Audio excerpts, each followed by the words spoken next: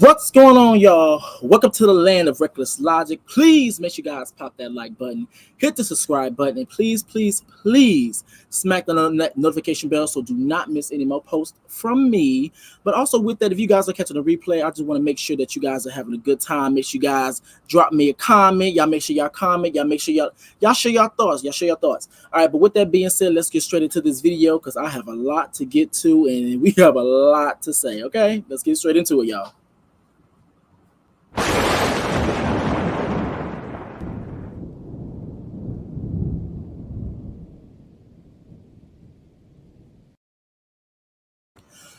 Alrighty, y'all. So with that being said, let me put my little banner up here. Come on, y'all. Let's go. Yes, ma'am. All right. So with that being said, let's get straight into it. As you guys can already tell by the title of this video, I will be talking about protecting black men and the red pill. But however, I'm just gonna play. I kind of wanted to play on the title just a little bit, not really clickbaity, but however, I do want to have people come in thinking one thing, but however, we're gonna talk about something else in a sense, but still connected. All right. So with that being said, let's get straight into it. I will be showing a video. Let me pull that bad boy up real quick. Because this is gonna be kind of a deep. I'm gonna say deeper on my Facebook side because I really don't communicate on Facebook, but however, on YouTube I do this all the time. So this is going to be a bit deeper than what people are talking about. And also, warning, just so you guys are aware, that there's going to be a plethora of conversations going on.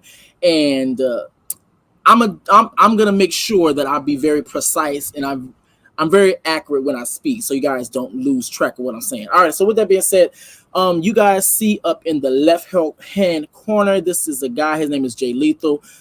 He has a YouTube channel.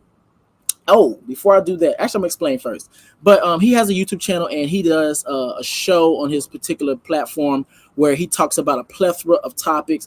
On this particular live, as you guys can see, the name of this particular show is called Fake Woke. Now, this particular live is very controversial. I'm gonna say a lot of his lives are controversial, but this one in particular is very controversial only because simple fact of within his live, he said. He let it be known that he feels in his heart that it's appropriate to physically discipline women. Now, originally, I was going to play some screen recordings and things to kind of like get it to a small little segment. But I was like, you know what? I already know what may happen if I do that. People are going to say things like, oh, you probably took it out of context. So I'm just going to play the whole final segment. And I'm going to let you guys determine what you guys hear from that. All right, so that's how we're going to do that. But before I do that, this particular video is being played and this operation is going under the guise of fair use. But however, instead of me reading that bad boy off, I will be playing my intro, my little video for fair use. So let's get straight into it. Deuces. I'm in danger. I'm in danger. I'm in danger. Disclaimer. Copyright disclaimer under Section 107 of the Copyright Act of 1976 allows is made for fair use for purposes such as criticism, always constructive, comment down below, news reporting, I guess that's what we doing, teaching, hopefully y'all learn something, scholarship, we ain't got no money, education and research so you can get a nasty piece of degree, okay? Fair use is a use permitted by copyright statute that might otherwise be infringing.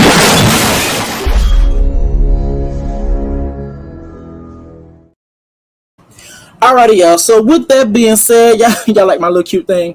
What's going on, y'all? Just so you guys are aware, this will be a reaction video. But however, I will be giving my thoughts and I will be breaking things down. I'm gonna try to keep y'all updated. Okay, what's going on? And by the way, guys, if you guys are catching the replay, y'all make sure y'all leave a comment. Y'all leave a comment down below. Y'all leave a comment in the chat. Y'all let me know how y'all feel. Y'all sound off on this because I want to make sure I'm not the only one going crazy, or is he the only one going crazy? Okay. All right, so with that being said, let's get straight into it. Let's get to playing. Now, on this particular segment, they're going to show a TikTok video. We're going to talk about the TikTok video first, and then we're just going to continue from there. Okay? All right, so let me get straight into it, y'all. Yes. Okay. Tahuti? Yeah, I'm here. Okay.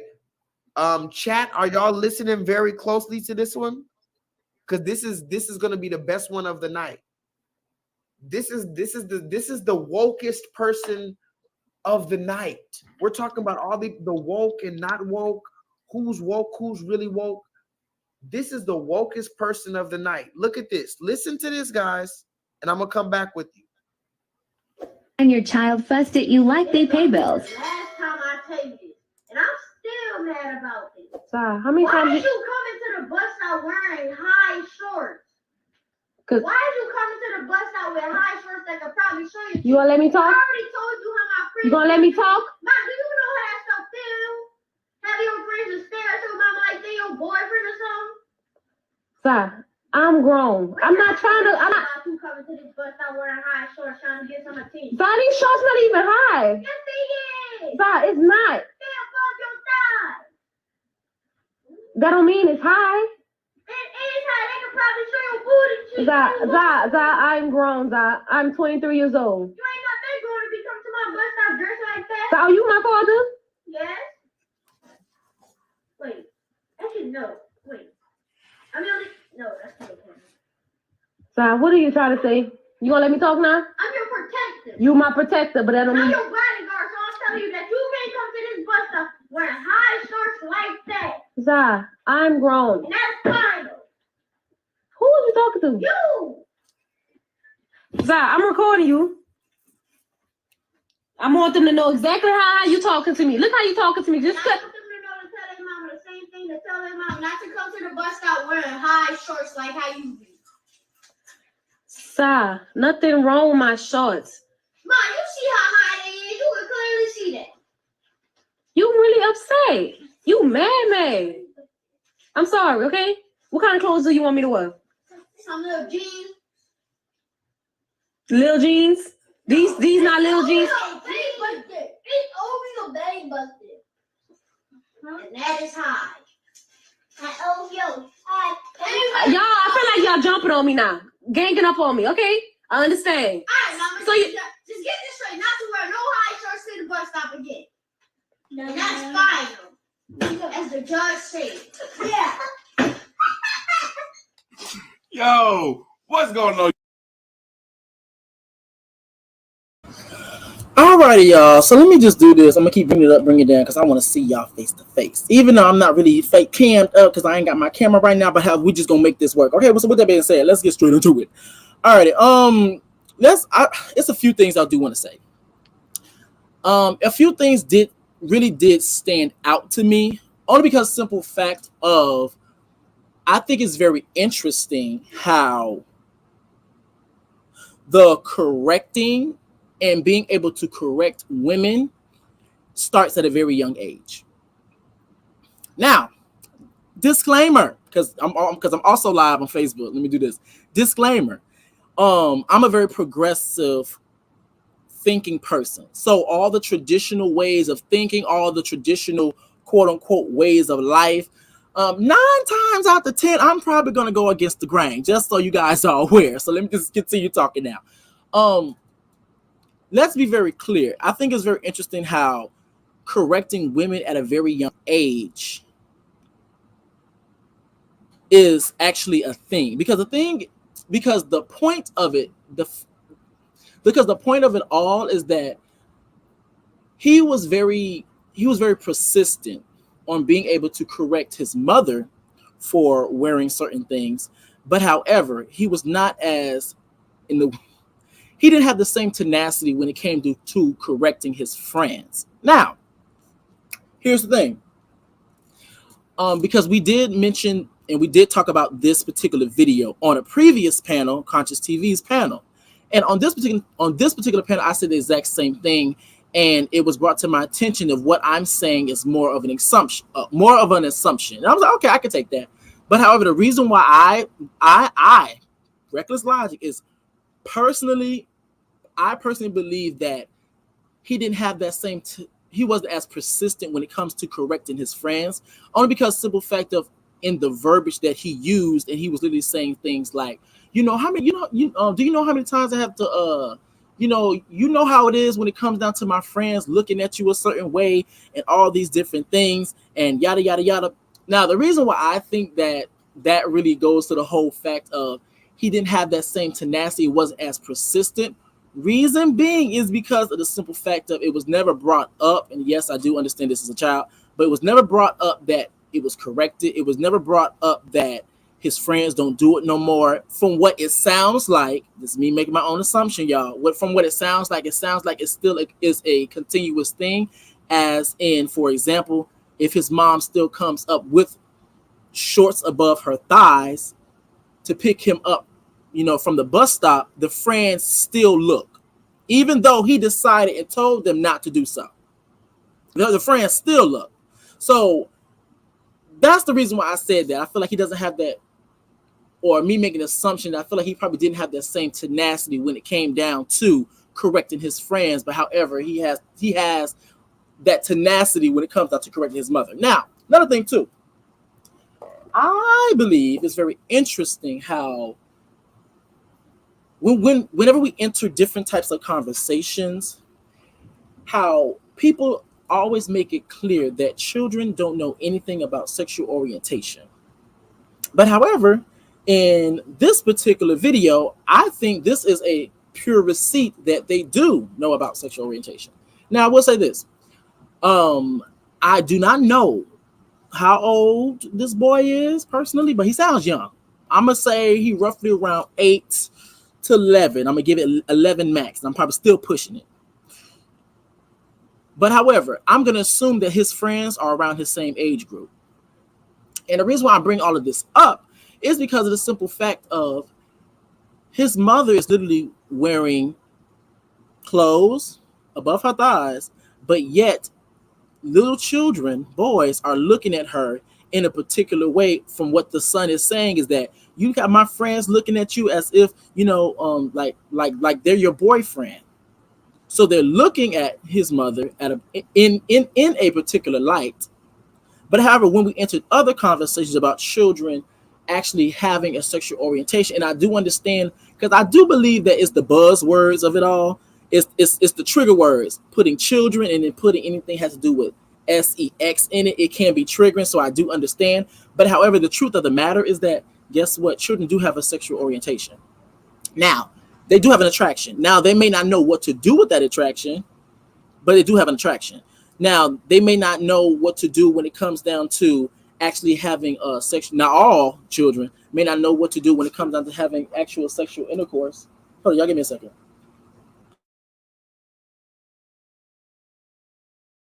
I almost dropped something. Okay, yeah. So some children may not know what to do, as in to the far extreme of being explicit, as in having sexual intercourse. But however, there are other ways of showing attraction and also showing intimacy.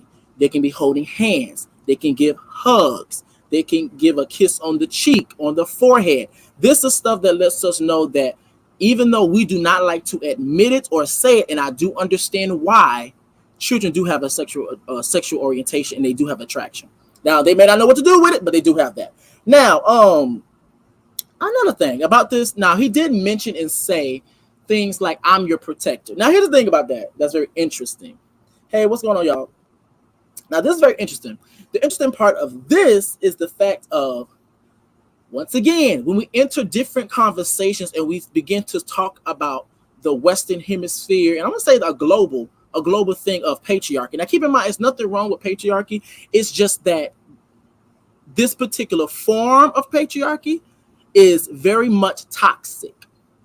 That's the issue with patriarchy. So when I say patriarchy, if you're thinking about regular patriarchy, I'm not talking about that. I'm talking about toxicity within patriarchy. So the thing that's very that this whole idea of when we get into other conversations and we start to talk about the toxicity of patriarchal the patriarchal systems,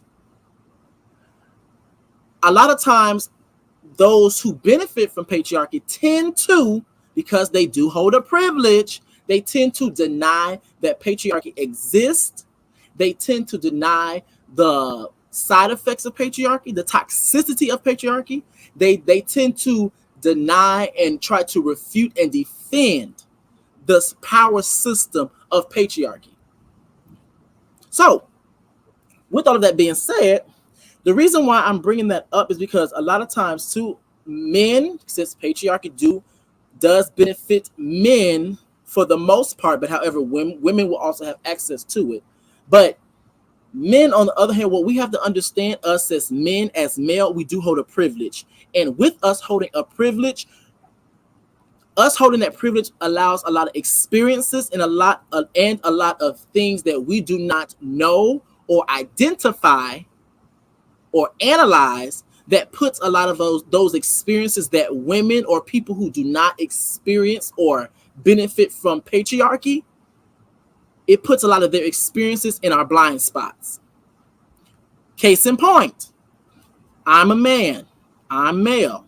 I hold a privilege as being male and man, which means since I live in the Western Hemisphere, which also includes a power system of patriarchy, whenever I go outside as a male, as a man, the last worry that I have on my brain is me getting sexually assaulted. That's the last thing on my mind. But however, women, on the other hand, when they go out late at night, that's one of their worries. Now, I do understand, because keep in mind, even when I was explaining this to my friend, baby, he brought up another thing, but let me just try to refute that while I'm already ahead. Because he was like, oh, you know, men can get robbed, men can do this, and men can do that. I was like, yes, keep in mind, being robbed is universal. Men being robbed is universal. Women being robbed is universal. Okay, so don't try to come up here with all of that, you know, oh, we can be robbed. We ain't got time for that. Okay, but the thing that's interesting is that whenever we get to talking about the gender roles and why men hold so tight to being the protector, what they're doing and they don't even realize it is that they're actually admitting that they live in a patriarchy. Because keep in mind, who are you protecting? You're protecting who? A lot of times when you start talking about heterosexual men in particular, they're protecting their women, they're protecting their family. So with that being said, if there were only women going at other women 9 times out of 10, it would be much easier for men to stay out of it. Because guess what? That would be quote unquote, and this is something I hear all the time, women's business. I don't get involved in women's business. I'm using quotation marks. So with that being said, baby, the only reason why you feel like you have to protect, because you have to protect your woman from other men. That's the reason why you feel like you have to protect. But however, y'all don't realize y'all are actually admitting that on one aspect that patriarchy does exist when you begin to talk about the gender roles.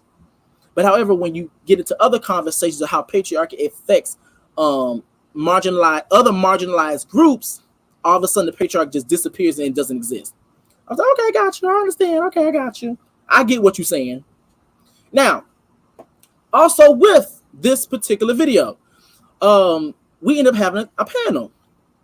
Originally I really wasn't going to bring this panel up, but I'm going to bring it up regardless. Now I'm not going to play it, but I will bring it up. So I was on Consciouztv's panel, and we was over there and we were talking about this particular video. Now keep in mind, when we were over there, we were only trying to talk about, you know, just the video, but we ended up making like a saga of videos.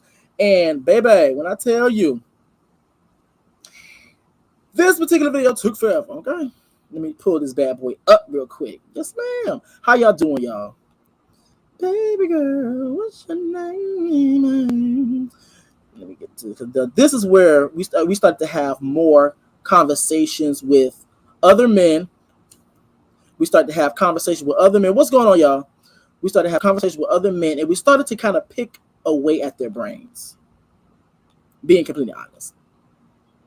So the title of his particular video was, let me go back to my thing. Let me put this bad boy down. Yeah. So the title of his particular video was, should women, black man says women should dress accordingly to avoid being sexually assaulted. Now this was a triggering live, baby. This over here. It's over here. It's cute or whatever. I'll put it like this. I'm going to do it like this.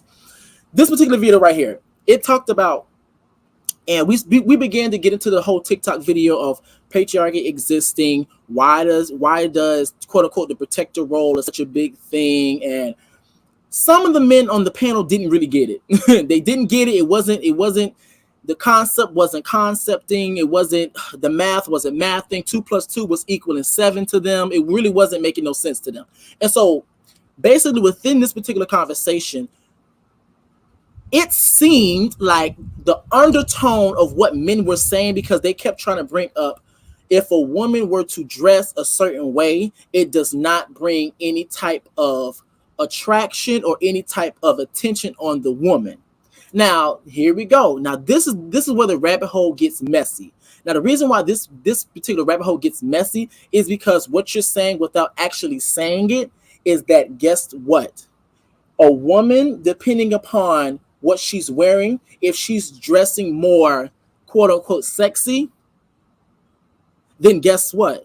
She deserves, or she's asking for, whatever comes her way. That's the undertone. Now, I will say this, since I am a man, and I will say this, since I am a man, even though I may be a gay man, even though I am a man, I do understand why I'm trying to be careful with my words. I do understand why men are thinking this way. They have been told this is right. So I get why, because guess what? I was told the exact same thing. Men have been told this is right. So it's gonna take time to really get them to understand, because they've been told this whole life as, oh, no. You know, when a woman dressed like this, you know, da. Now, from the outside looking, it looks creepy. It's creep behavior. But however, this is the philosophy that's been passed down. Now, let me just take this down, because I want to actually, someone actually summed it up beautifully. Let me actually go to the comment section. Summed it up perfectly. I was like, yes, ma'am. Someone, okay, here, right here, bam. Now it says right here, by YM Social Media, I'm disappointed in some of the things Knockout Media said on his panel. Sexual assault is about power, not about a woman looking like she is sexually enticing in modest clothes. A woman who is assaulted by a man isn't assaulted based on her clothes. There is no heightening of chance of assault based on clothes. It's based on predators and creeps who want to control over somebody's body. Sex workers don't deserve assault, and they don't attract assault based on what they wear. There are men who assault prostitutes because they think they can get away with it, based on attitudes that they are less than women who are more respectable. Another thing to refute the clothing argument, most assaults occur between people who know each other. So again, the clothing is not the issue. Bam, right there. Read so beautifully. So let me take this down. Let me just give you my thoughts. This was articulated so beautifully, because when we start to get into this whole conversation, now I will say this, I do understand the whole idea of prevention. I'm gonna say this, and this, keep in mind, I'm not a woman, but however, I will say this as well. I believe women don't have no issue with the conversation surrounding prevention. That's not really the issue. The issue comes into effect because guess what? Women also understand, and they have the life experiences of knowing that we don't live in a perfect world. So yes, even though I can wear what I want, but I also know there are creeps out there, because guess what? There are creeps all over the world. And this is their experience. They know this. But the issue comes into effect. The issue comes into effect because of the simple fact of you're not, when men start to go down the rabbit hole of prevention, they don't realize, and maybe they do, they probably just being ignorant, I don't know, but they don't realize that what they're doing, they're actually putting all of that responsibility on the person who is the victim and not the person that's the victimizer. You're putting all of that responsibility of, if you were to, not wear this, you're not going to attract certain things. And the point that I was making is that I do not care if, and keep in mind, let's just say I'm a woman. Keep in mind, y'all, I'm very progressive. Let's just say I'm a woman. I don't care if I'm wearing something that makes my percentage of getting sexually assaulted from 1% to 99%. I don't care if I'm wearing something that is provocative and now is quote unquote, it's making predators or sexual assaulters come my way. Just because I wear something, that does not give consent for you to do what you want with my body. And that's the gag of it all. And so another issue that comes into effect when we start talking about this whole prevention is that that's all that men want to harp on. That's all men want to do. They want to talk about prevention. But then when you start to at least provide a little bit of pushback, and when I say a little bit, that really means a lot. But however, if you knew the true work you got to put into to get them to even get that much out of them, that's when they'll be like, you know what, he was wrong. You know, that the victimizer was wrong, but then go right back to prevention. Because even in that exact same live, and I know the men, they may know it, they may not have known it, but every single time they talked about, you know, the guy was wrong, 2.5 seconds later, they went back to prevention. So that was a very interesting conversation.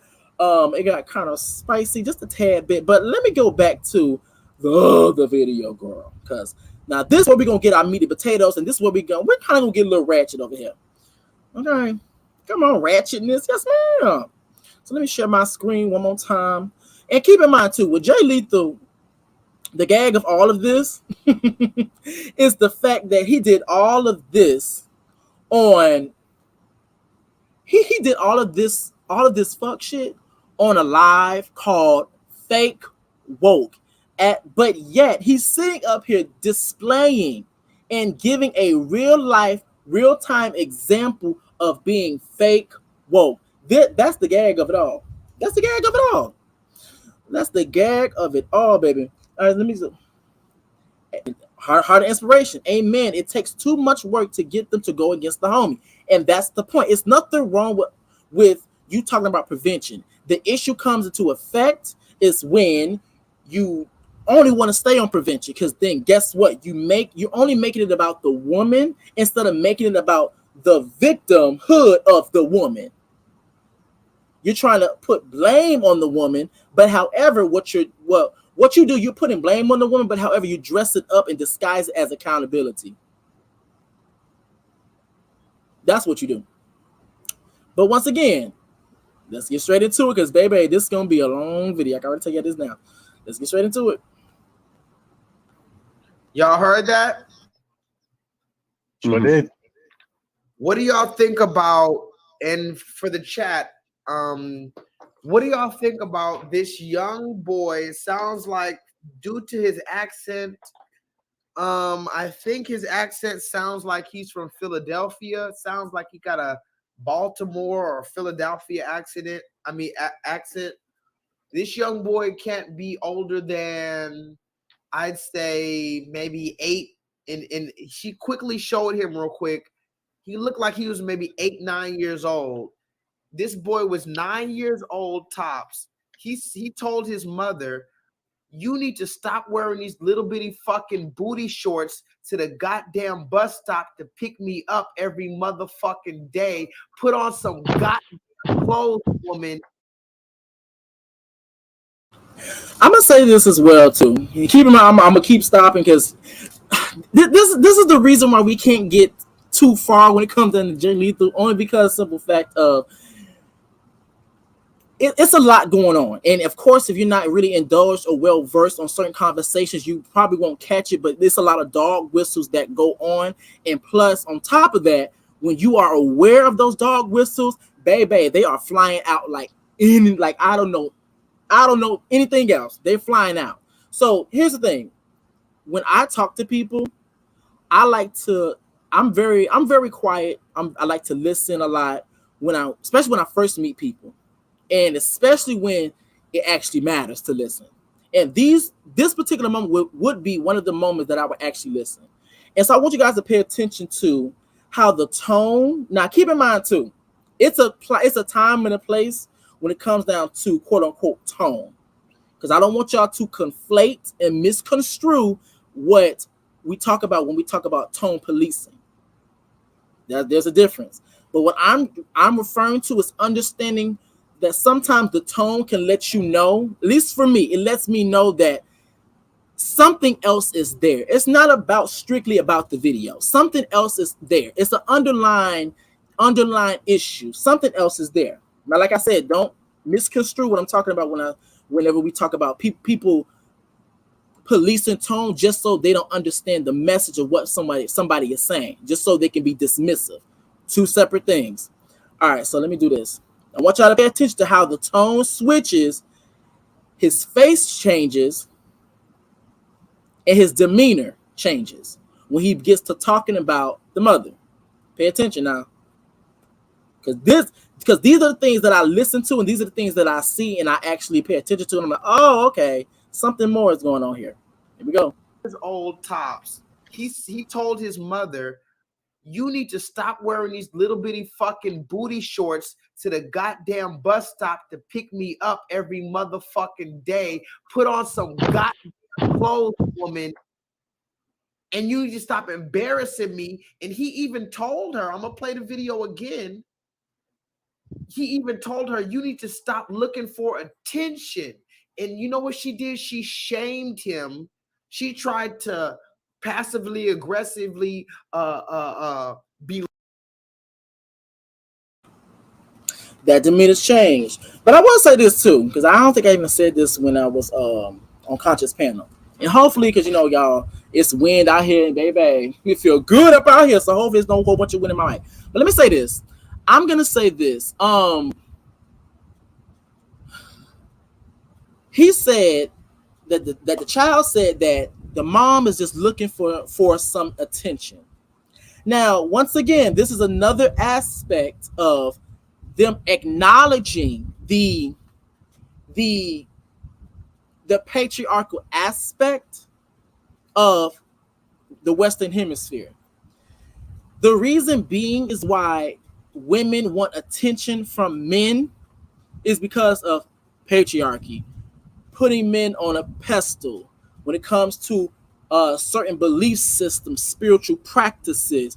When we look at God and we take away all of the feminine pronouns from God and we only add masculine pronouns to God, and we're looking to God, aka him, for salvation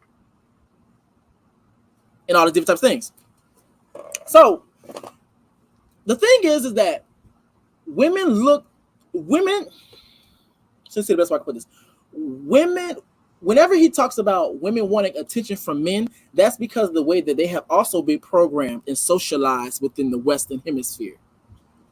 You want attention from a man when it comes down to being able to cook, to clean, to being able to dress a certain way. When you indulge in respectability politics, making sure that you don't go out there looking any type of way, because guess what? You're gonna find your husband. This is also a philosophy that was been passed down from other women that I hear.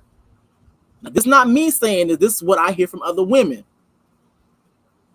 Especially when you start to go down, talk to the family tree. You start talking to your aunts, talking to your mamas, talking to your grandmamas. Yeah. But let's continue. I don't want to get too deep into that. Belittle him and mock him for being offended. She said, oh, you mad, huh? For showing her fucking booty. As we told you before, we need to have guidelines for these women, but they're completely out of control. And now it's past J-Leethal. J-Leethal told you, but it doesn't give a fuck about J-Leethal. Now the children are gonna see these women as their mothers, going to Walmart, going to the motherfucking gas station, going to the bus stop, showing their pussy and showing all this shit. And the children who...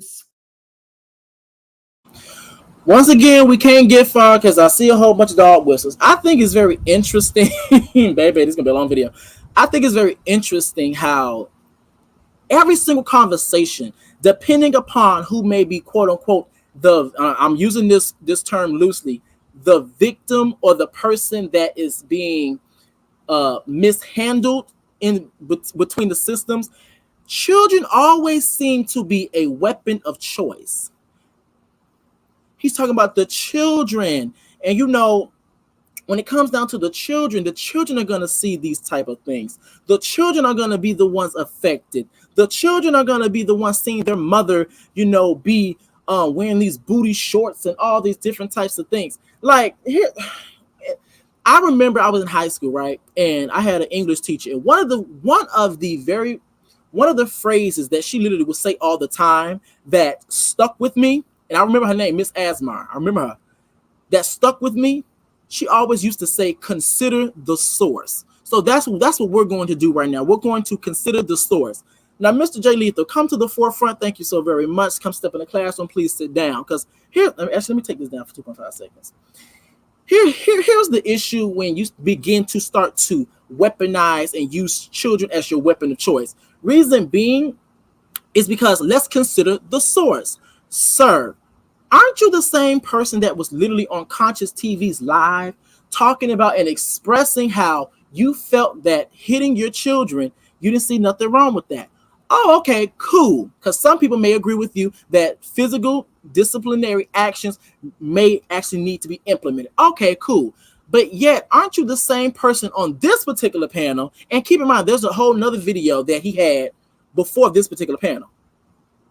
So which means that you've been thinking this particular way. So aren't you the same person on this particular panel saying things like, I think it's appropriate for me to, you know, beat my child, but at the same time, I think it's appropriate for me to beat my wife. And you're saying things like, we need to physically discipline these women. Once again, consider the source. So what about your child seeing you going upside the mother's head? What about the child when they see and actually feel you being abusive towards them? What about the children then? And keep in mind, the only reason why I'm talking about his actual personal business is because he has addressed it and he's been very vocal about it. But for me, I just cannot take the hypocrisy. And what you're not going to do, you're not going to try to weaponize a woman's expression on how she shows up. But however, you get away scot-free. Let's not sit up here and act like men don't show up to bus stops and all different types of things. Like men don't show up with shorts as well too. Especially if you know the times that we're in when it comes down to fashion and the way that fashion transcends. How men come to the bus stop with their shirt off. But however, we don't have that same energy for men. Because guess what? We sexualize women and we make them disposable and within a system of patriarchy. But let's continue.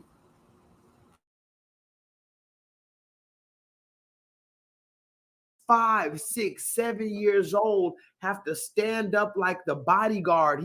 And here's the thing. I'm gonna play the video one more time and let both of you guys talk to me about this. Look at how the child, you know what the question I have is?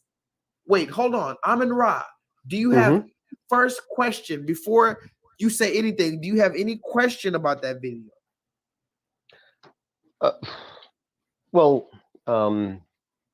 Wait, hold on.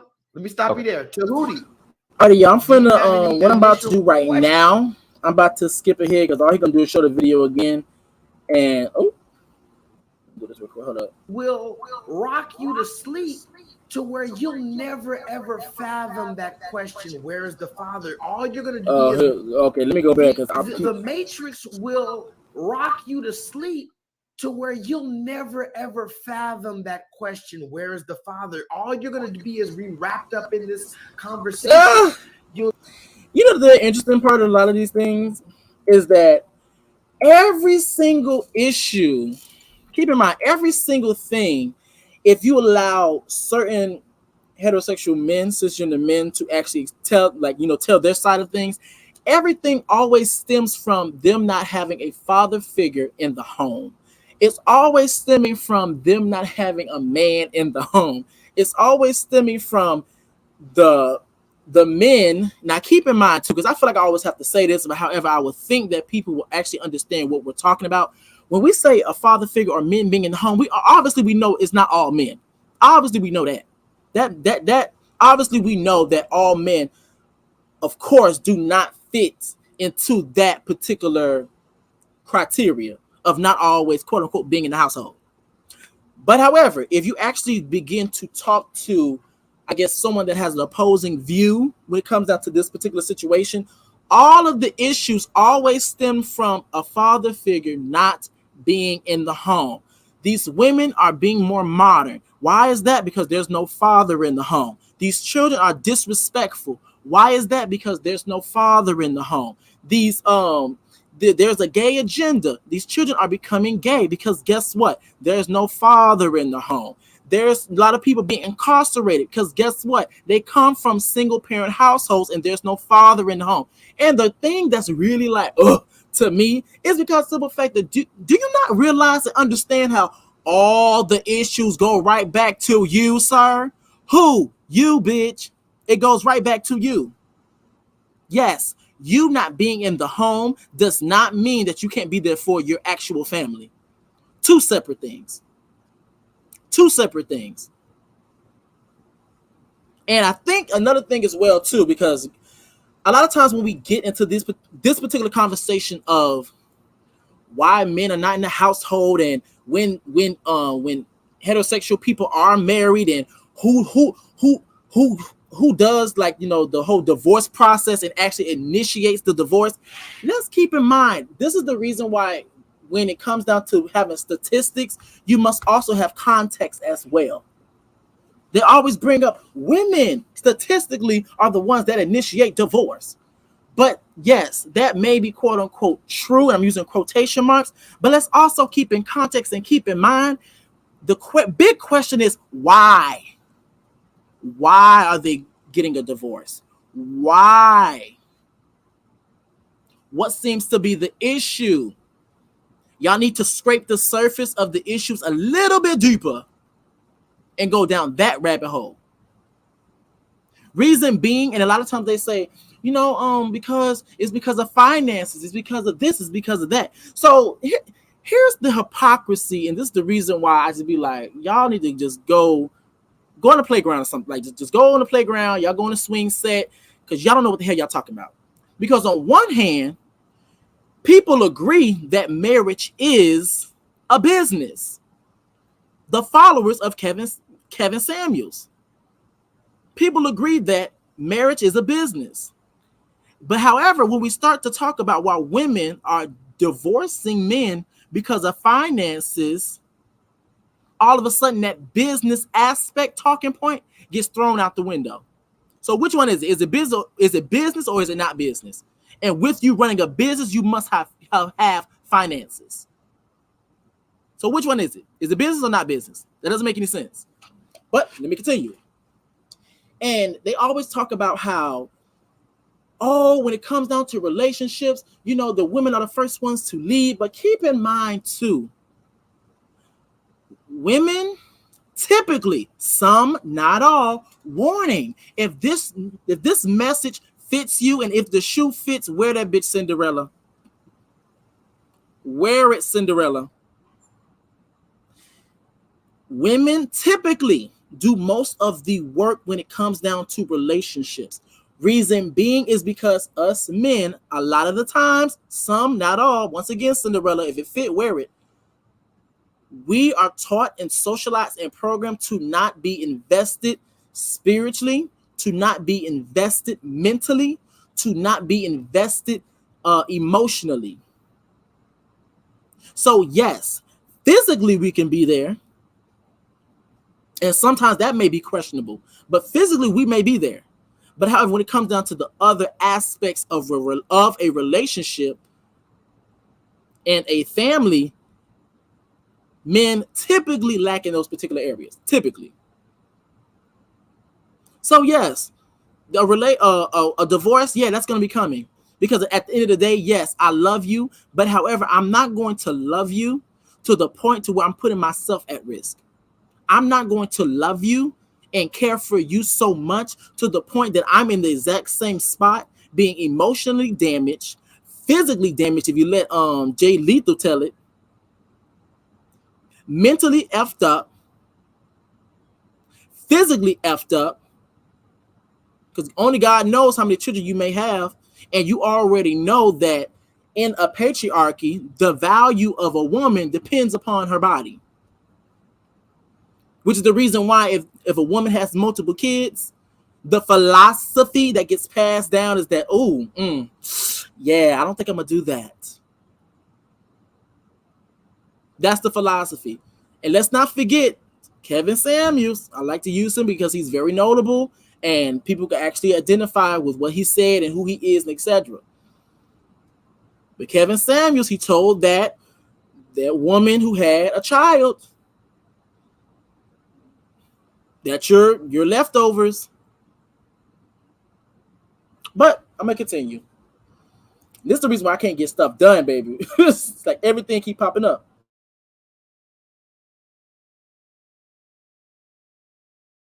He's getting bullied at school. You know, kids get bullied for their name. Kids get bullied for the type of shoes they wear, the type of clothes they wear. Kids get bullied if they wear glasses. Kids get bullied if they have a funny voice. So this kid's getting bullied because, not because something he did, but because you want to come showing your fucking pussy. And remember, I talked about it before. A lot of these women have an OnlyFans page, so that makes it even worse. What happens if this little boy has a classmate that brings him pictures of his mother sucking dick on OnlyFans or popping her pussy on OnlyFans? So this little boy said, "I'm your protector." Now, I'm going to play this video for everybody in the chat. Once again, we can't get nothing done because it's all of these talking points, controversial talking points. They may sound good to the ear, but however, when you start to scrape the surface, it's a lot of hypocrisy and it doesn't make any sense. And they're so close in between, so that's why I got to stop every 2 seconds. Here's the thing. I think it's very interesting. Once again, we like to flip things on women.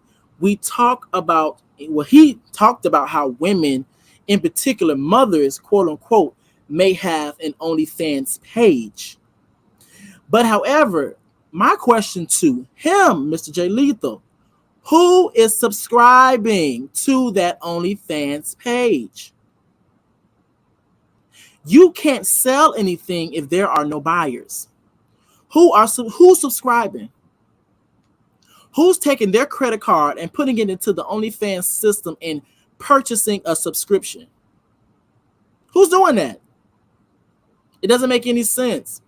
And once again, you're trying to put all of the responsibility on the women, especially when you have built a system, not you independently, but us as men, we have built a system, aka patriarchy, aka toxic patriarchy, to where women do not have the same. Women have to operate differently. And sometimes, since women do have to operate differently, they also use patriarchy as a way for them to come up. Let's continue. Actually, I'm going to skip through some of this because he's going to show that video again, and I ain't got time for all that. But yeah, so it's like he only scrapes the surface of issues, and then the fact that he has a lot of bias when he speaks. It's bias when he speaks. Let me keep going. It's a lot of bias when he speaks. It's a lot of. Let me go back. Okay. Let me continue playing, y'all. Let's get into it, y'all.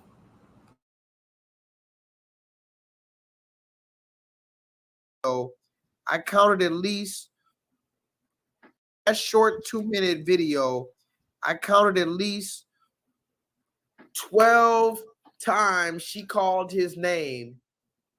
In my opinion, it's an attempt to try to assert her dominance over him and to try to psychologically remind him that you need to be subservient.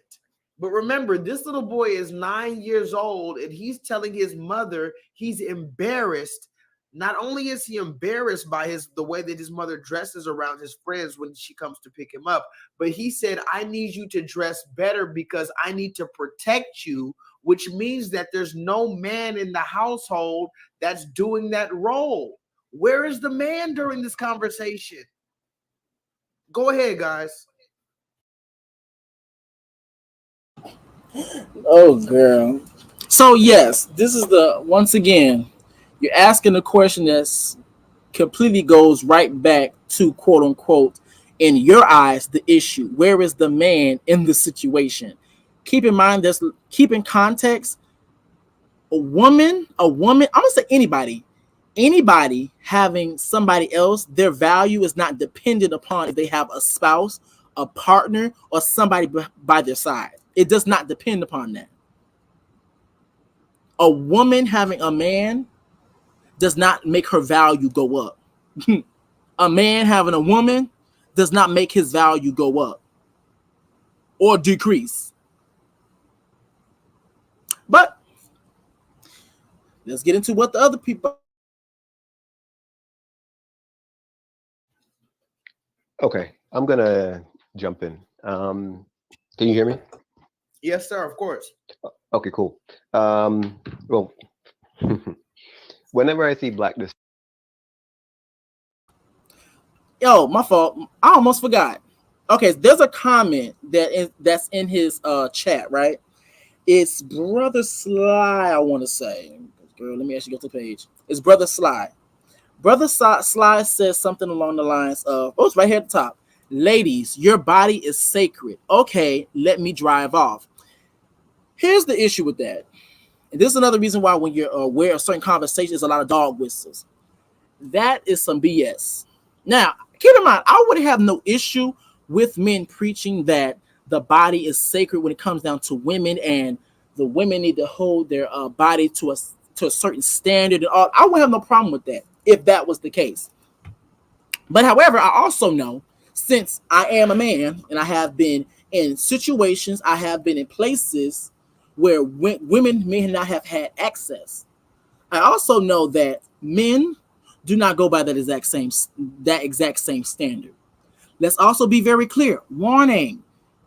This does not apply to all men. But however, if it fits, once again, wear that bitch Cinderella, wear that shoe Cinderella.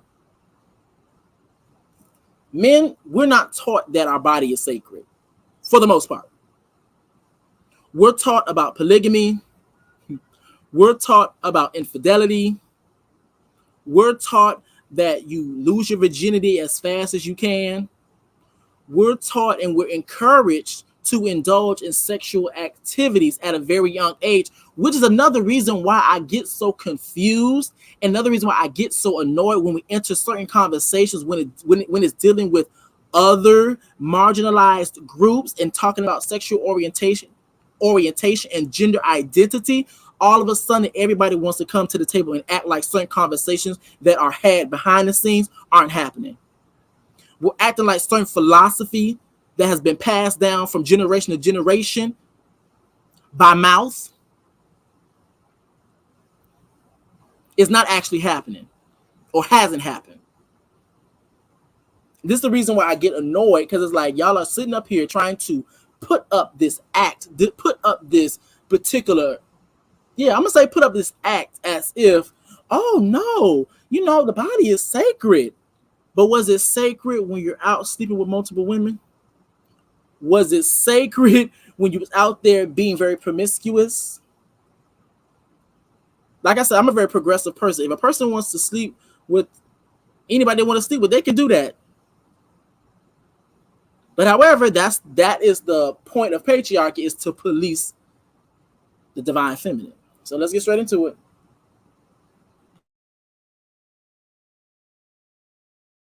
dysfunction.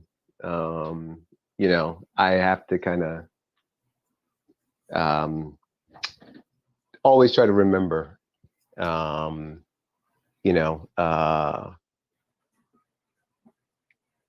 that I'm in a system, and I try to give the context. I always try to remember the context. The context being that we're in a system of racism. And that system is to try to inferiorize us. And basically, it is one of, basically 24/7 stress on Black folk. And unfortunately, that type of stress that's been going on for like 400 years or 500 years, some people say even more, will make Black people act as if they're mentally ill, and will cause Black people to display behaviors which are dysfunctional. So I always like try to start with that, because I don't want to be one of those. I don't want to basically fall into a knockdown, drag out fight. Okay, so the person that's speaking, let me see, can I actually get rid of this? Actually, let me see. That works too. We'll just do it like that. So we have Amon Ra. Let me see. Hold on. Let me get myself together. Yeah, so we have Amon Ra. He's actually on the far right. Well, my right. I don't know which right y'all are. The other side of J-Leethal. And I understand that from the surface, he sounds like, I'm going to say this, he sounds like he's very logical. I want you guys to be beware. And I do believe that he does have some good. He was one of the people on the panel that was actually challenging a bit of what J-Leethal was saying. But however, once again, when I begin to hear certain dog whistles and I pay attention to certain things, it lets me know if a person is 100% equipped or what their philosophy is. So let's get straight into it. Let's go. With another Black person, because I see them acting a fool, or in a ratchet manner. And we have enough Black on Black violence, and we have enough whatever. So that's just my disclaimer that I put out there. So that being said, clearly dysfunctional. She's 23 years old. So 23 years old. I don't think she's. I hate to say it, but I think that's too young to be a mother. I don't know if she 23. Yeah, I think. What's a proper? What would you say is a proper age to be a mother? If I had to arbitrarily, if I had to choose an age, I would say in your 30s. I would say 30. Hold on. Let's stop it there. Let's stop it there. Sure. Wait, who are we just talking about? Just so we're clear, who were we just talking about? The female in the video, I think she said she was 23 years old. Well, what video did we just play? I just need everybody to understand. The video in which basically she's talking to Za, which we are assuming is her child. Okay, yeah. She was 23. Okay, so you're saying 23 is too young to have a child.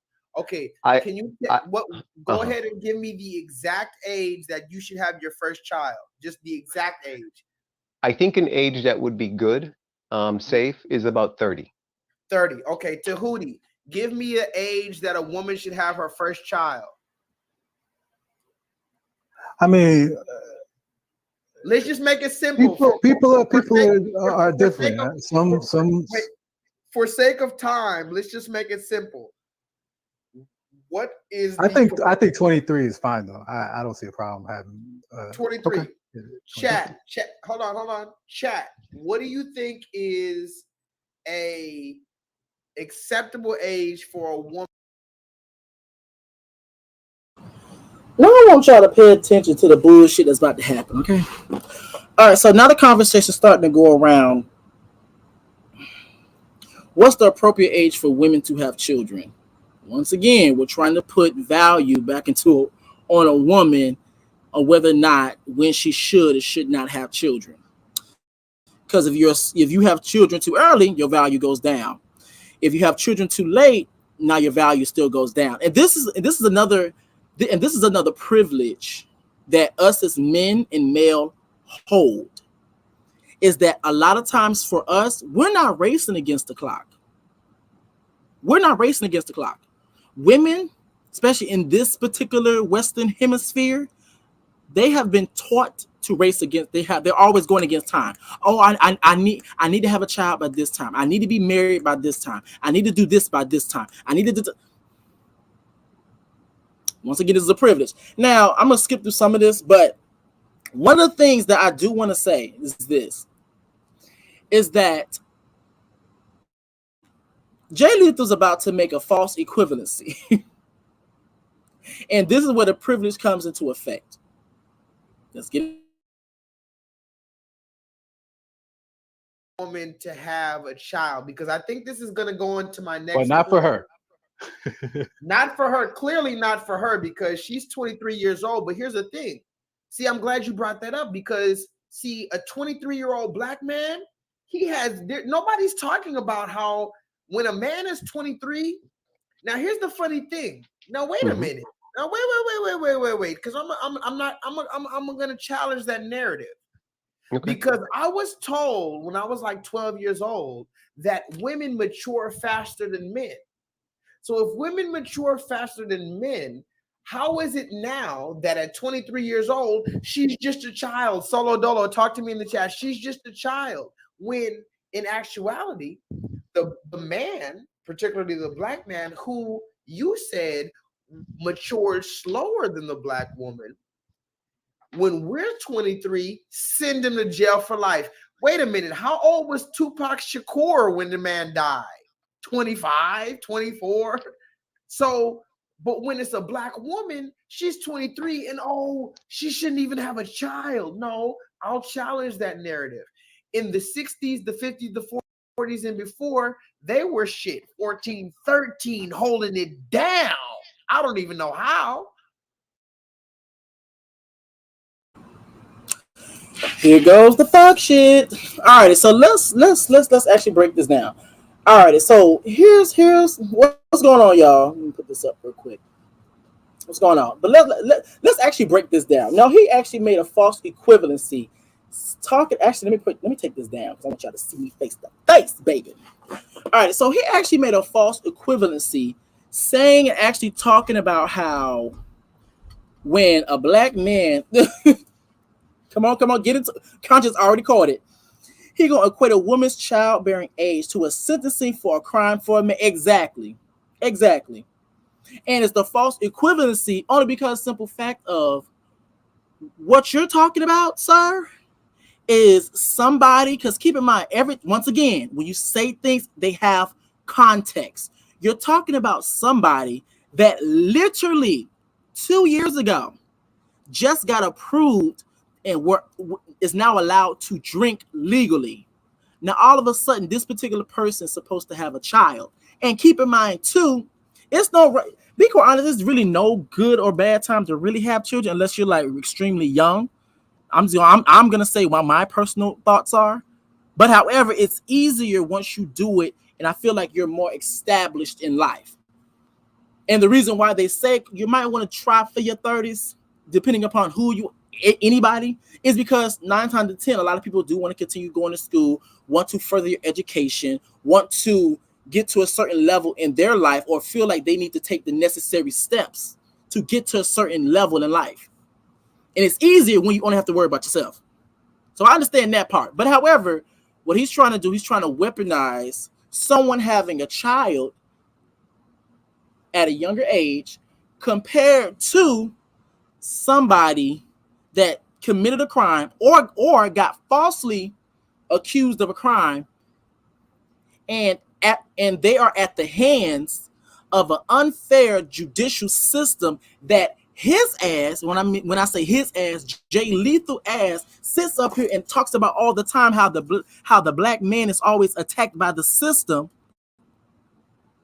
and you can't understand why the hell you as a melanated man was charged unjustly. Like it's the not keeping context for me. It's the not keeping up for me. It's the not really staying true to what you say.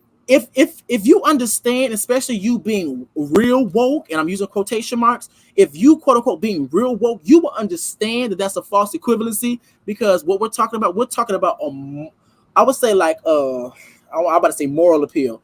We're talking more on the stance of this person did well. If this person was accused correctly, this person did something wrong, so now they're going to jail. Compared to somebody just having sex, which is something that we all do, unless you're asexual, having sex and then they end up having a child. Two different things, false equivalency.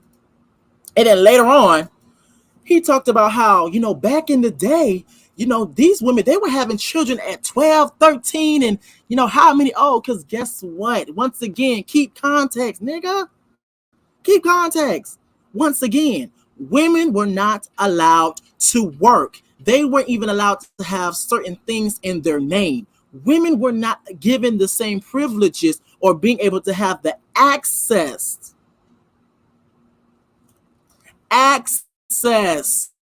to certain things. Like Conscious said, he ain't even say an unjust arrest though. He literally equated a sentencing to a woman getting pregnant in her 20s. Exactly.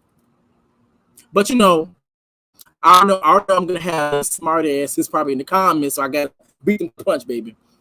But that's the thing. Women did not have access to the certain things that us as men, because we hold a privilege, and even then, you as a melanated man didn't even have access to. That's the reason why. And keep in mind too, a lot of times, and I'm just gonna be the one to say it. Once again, if this shoe fit, wear it, Cinderella. A lot of times too, a lot of the women, they were sexually assaulted. And since we live in a Christian heavy Western hemisphere, they end up keeping the baby. Because termination of pregnancy did not exist in certain households. And let's also keep in mind, look, he just said it. Here we go, right here. Underage females are also being exploited during those times by their own families. Perfect. Given over to marriage for land. I was just about to say that. For a man who has property and prestige. This patriarchy saw female as resource. That's the point that he's missing. But however, since he's a man with a privilege and he's not willing to acknowledge his privilege, by you acknowledging your privilege, you acknowledge it, and then you guess what? You shut up and listen when women or people who are affected by patriarchy begin to speak. You listen. Now you may ask questions. Okay, so can you explain this for me? Da da da da da. But however, you don't do it in the energy and in the nature of trying to always be right. You do it in the energy and the nature that you're genuinely trying to understand. One thing you cannot fake is energy. And with energy, it lets you know if you're being sincere or not. So yes, that's the reason why when we're able to hold it down, because guess what? They couldn't, some of them couldn't even go to school. They had to drop out, take care of kids. They didn't have access to schools like that, depending upon which household they were in. They didn't have access to jobs. They couldn't even freaking vote. They couldn't be in office for certain things. And even when they did have office, have jobs, guess what? There was a big giant wage gap. And guess what? There was a bigger wage gap depending upon what race you were. And this is the context that you have to keep when you have these conversations. But let's continue.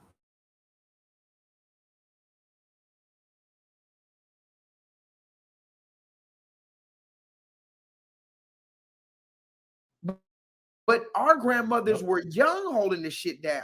My grandmother was like 17 years old, married. So this woman is 23 years old and her son has to tell her to cover her coochie. I don't think it has anything to do with her age. But wait, I need to ask everybody in the chat, how old is too young and how old is too old? Because here's the thing. I'm in Ra. I'm going to push back. You said she's too young. Look at this. I really want a family. I've waited for my husband for so many years. And I'm just. She says she really wants a family. I really want a family. I've waited for my husband for so many years, and I'm just getting mad, and I'm about to turn 40. There's a lot of stress on me right now. I know it's all you've got to just be strong. And it's a fight just to keep it together. I know you think that you are too far. Blood work came back normal, hormone levels are normal. So we're gonna proceed with the process of building these things. Hold on, don't let go. I really want a family. I've waited for my husband for so many. Now, a running theme when it comes down to J-Leethal, he likes to play things twice. But however, I'm gonna skip past that part. But let me say this. This actually goes to my other power. Actually, I have a PowerPoint. Girl, this is one of the things that's like a scare tactic. It's a fear tactic that men utilize whenever we have these particular conversations. Now, this is, I want to say, I forgot her name. She was on Big Brother. I think she's an athlete, I believe. I think her name is Lolo. I think that's the girl that knocked the hell out of Tamar Braxton on the Big Brother. I believe that's her, if I'm correct. Well, allegedly, because apparently they didn't show the footage. But let me say this. This is a fear tactic that men utilize to be able to control women once again. Now, I'm going to share something else with you. I came prepared. I'm going to share something else with you. Let me share this with you, because this is actually something that I came across. I'm going to do it this way. This is actually something that I came across. Yes. I came up with a PowerPoint. Kind of keeps my ideas in check. But this is something I came across and from a YouTuber, and it came to my attention, and I like the way that this particular person broke it down, and it broke it down in a psychological, and also broke it down in real time, and also through sociology. So a lot of times too, a lot of these individuals like to say things like, I'm the leader, I need to lead, I'm the man, I need to lead. But the question I always pose to them is, what about you makes you, or why should you lead besides you having a dick in between your legs? That's always the question that I always give, and I never receive an answer of substance. But however, we're going to go through some of those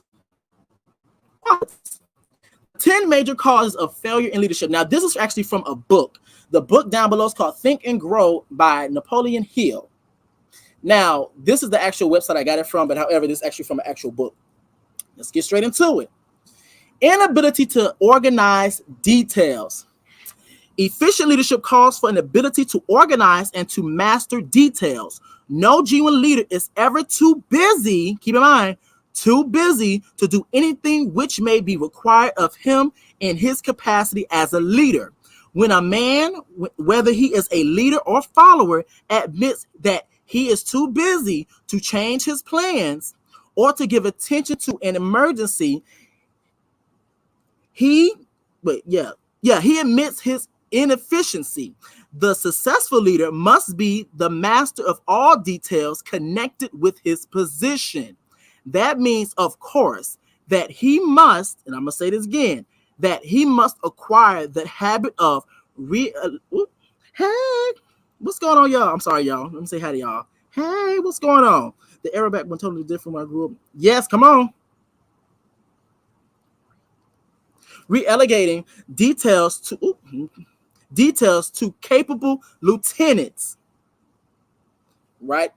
Inability to organize details, being all over the place, being not being able to realize that when you need something done, oh, this is very important to me, he cannot get it done, but yet you want to be the leader.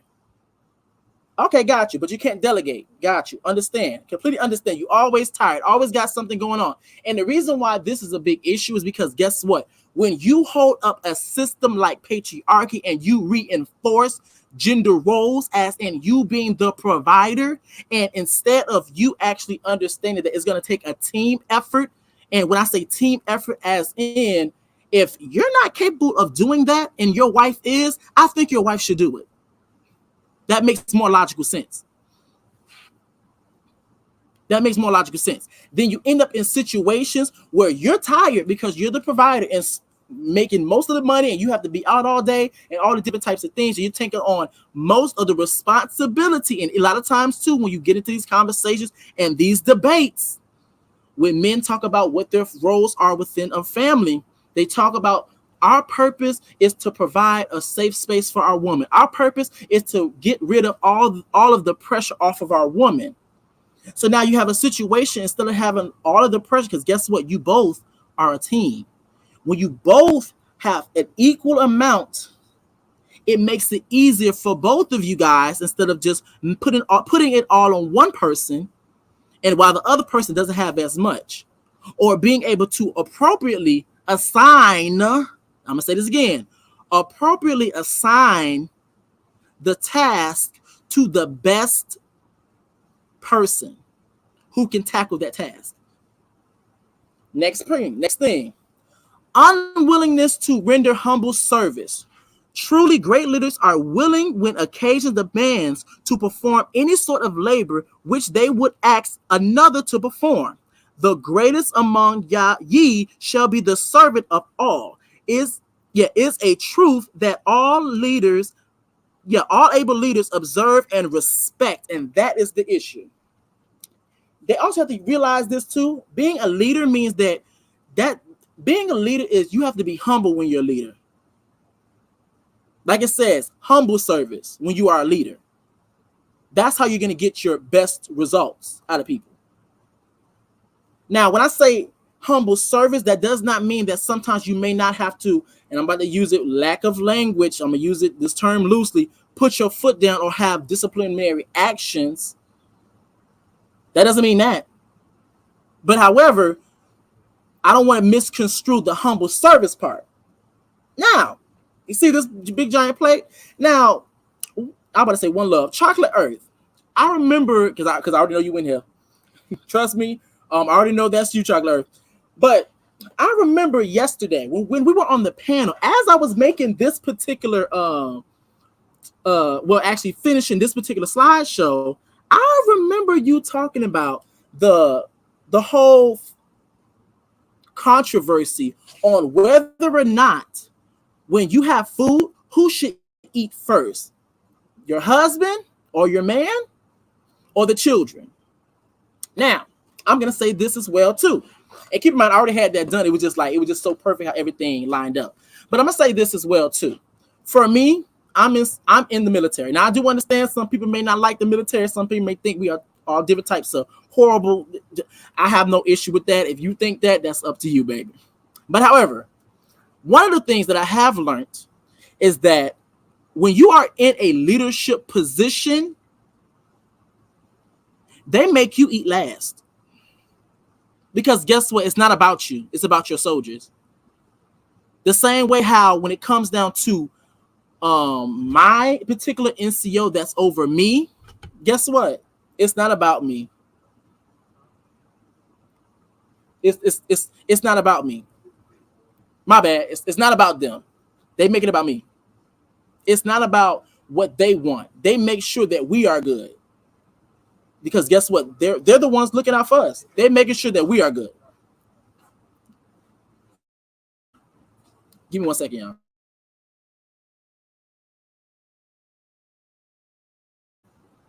They make sure we straight.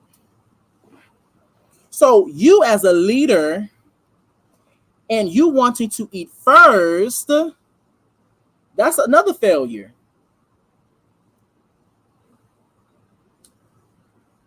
Especially when you're so quick to put your children behind you, that's another failure. So yeah, you're not equipped to lead, player. And keep in mind everything I'm saying, even though this is directed towards J-Leethal because of the context of the conversation. So yes, I am talking about men, but however, this can apply to anybody.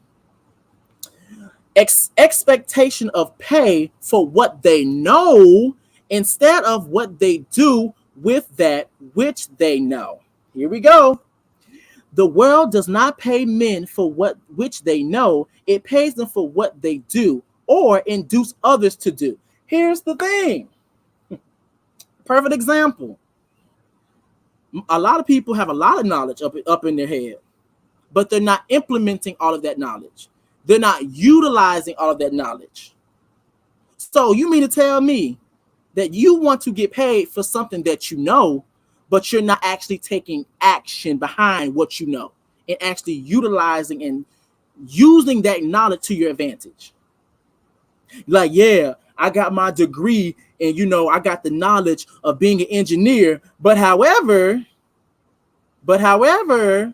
keep in mind, I have not applied to no jobs. I haven't, you know, went on no interviews, but, you know, I think I should get paid for it.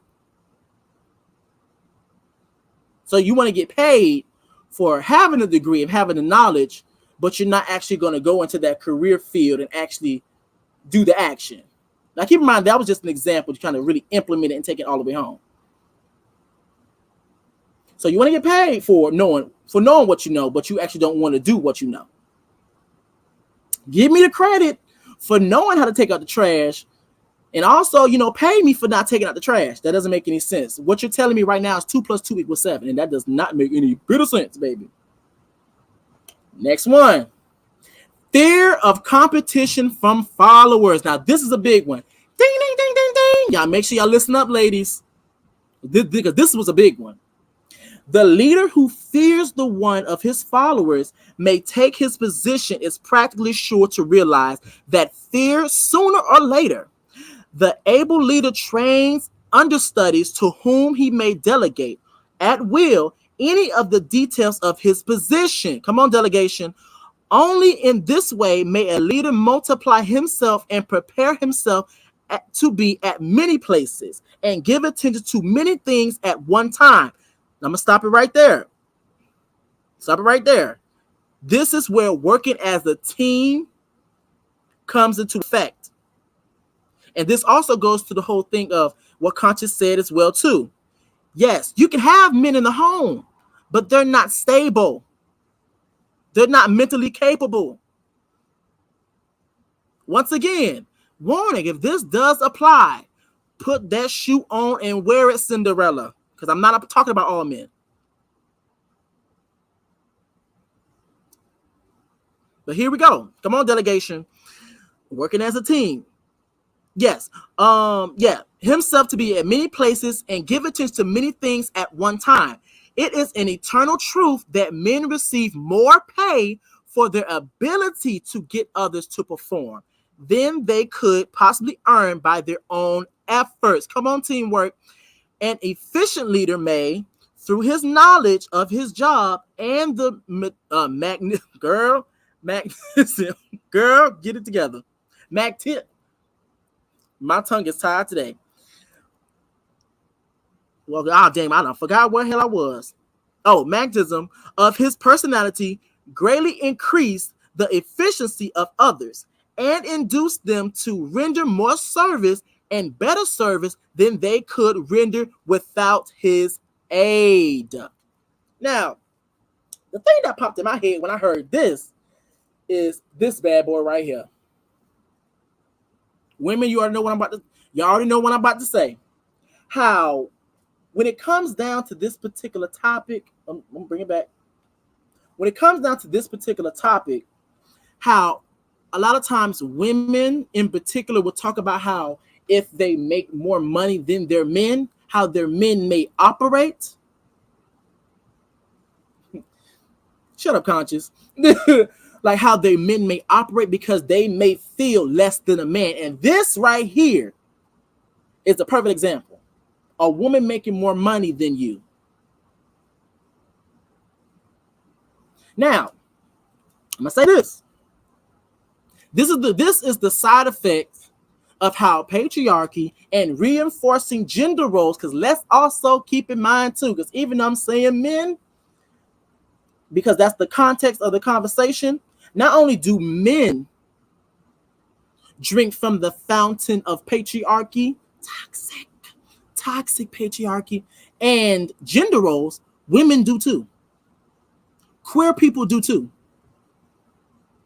And so this is the side effect of uplifting and going by these particular systems. Because guess what? Within those particular systems, when you do not fulfill those roles, then guess what? You're less than. And keep in mind, with those particular roles, they were practical and useful at one point in time. It made perfect sense for men to be the provider, because guess what? Women couldn't have jobs. It made perfect sense for men to bring home the bread, the bacon, and the cheese with the butter, because guess what?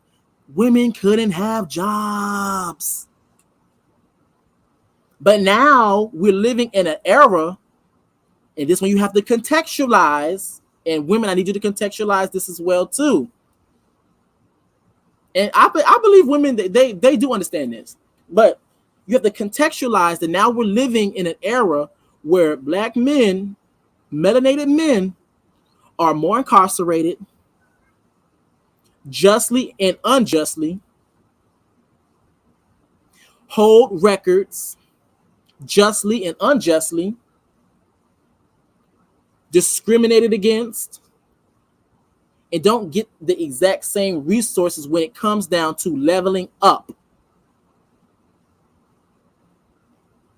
But however, since you hold on to a certain philosophy that says you need to be the provider, you need to be this, you need to be that, now you're making yourself feel less than. And I'm gonna be honest, and now let me take this. Actually, I don't want to take that down, because let me see, can I take it down? Okay, I can take it down. Let me say this. Let me be very clear. And I said this many times on panels, but I'm gonna say it again here. That gender role bullshit has to go, y'all. It has to go. I'm sorry. Now keep in mind, I'm keeping a heterosexual context, but however, homosexuals, queer people, they do have heteronormative ways, so it does apply to us. Here's the thing. I'm not going to be looking for a woman to cook and clean, because guess what? I'm a grown-ass adult that can do that for myself. I'm not going to look for a woman to take care of my kids and take care of the household, because guess what? It's also my house as well too. So I'm going to do my part to take care of the household, because guess what? I'm a grown adult as well. Don't look for a man to quote unquote provide, because guess what? You have a historical context of, guess what, him being the provider and also putting you on your ass. The same way how even I would say, even for the women that combat patriarchy and really go hard for the toxic patriarchal system, power system, they even understand, and they admit it without actually knowing it. They admit that there is a certain type of power that you give men when you give up all of your resources to defend and take care of yourself, and vice versa. That's the reason why women back in the day would tell you, when a man come home with his paycheck, you make sure you put something away off in a different account, because it's also a possibility that he can find a different woman and put you on your ass with your children. And keep in mind, the context were women couldn't have jobs, so they couldn't even protect themselves or even take care of themselves. This is the reason why this stuff has to go away. It fucked all of us up. It has to go. But let me continue. Ooh, girl. All right, so now the next one says lack of imagination. Without imagination, the leader is incapable of meeting emergencies and of creating plans by which to guide his followers efficiently. Here we go. Now, you guys see there's a chart right here that shows the masculine and feminine qualities. we have the masculine, feminine qualities, the natural feminine, the natural masculine, and then we also have the wounded feminine and the wounded masculine. But I want you guys to pay attention to the natural, the natural feminine. It says creative. Creative. A lot of times when these men get on these particular platforms and they start talking about and saying things, oh, you know, all that feminine shit has to go elsewhere and all these different types of things, they don't even realize what they're actually saying is, guess what? You're not capable of leading. You're not capable of being a resource. You're not capable of being able to improvise to a certain degree.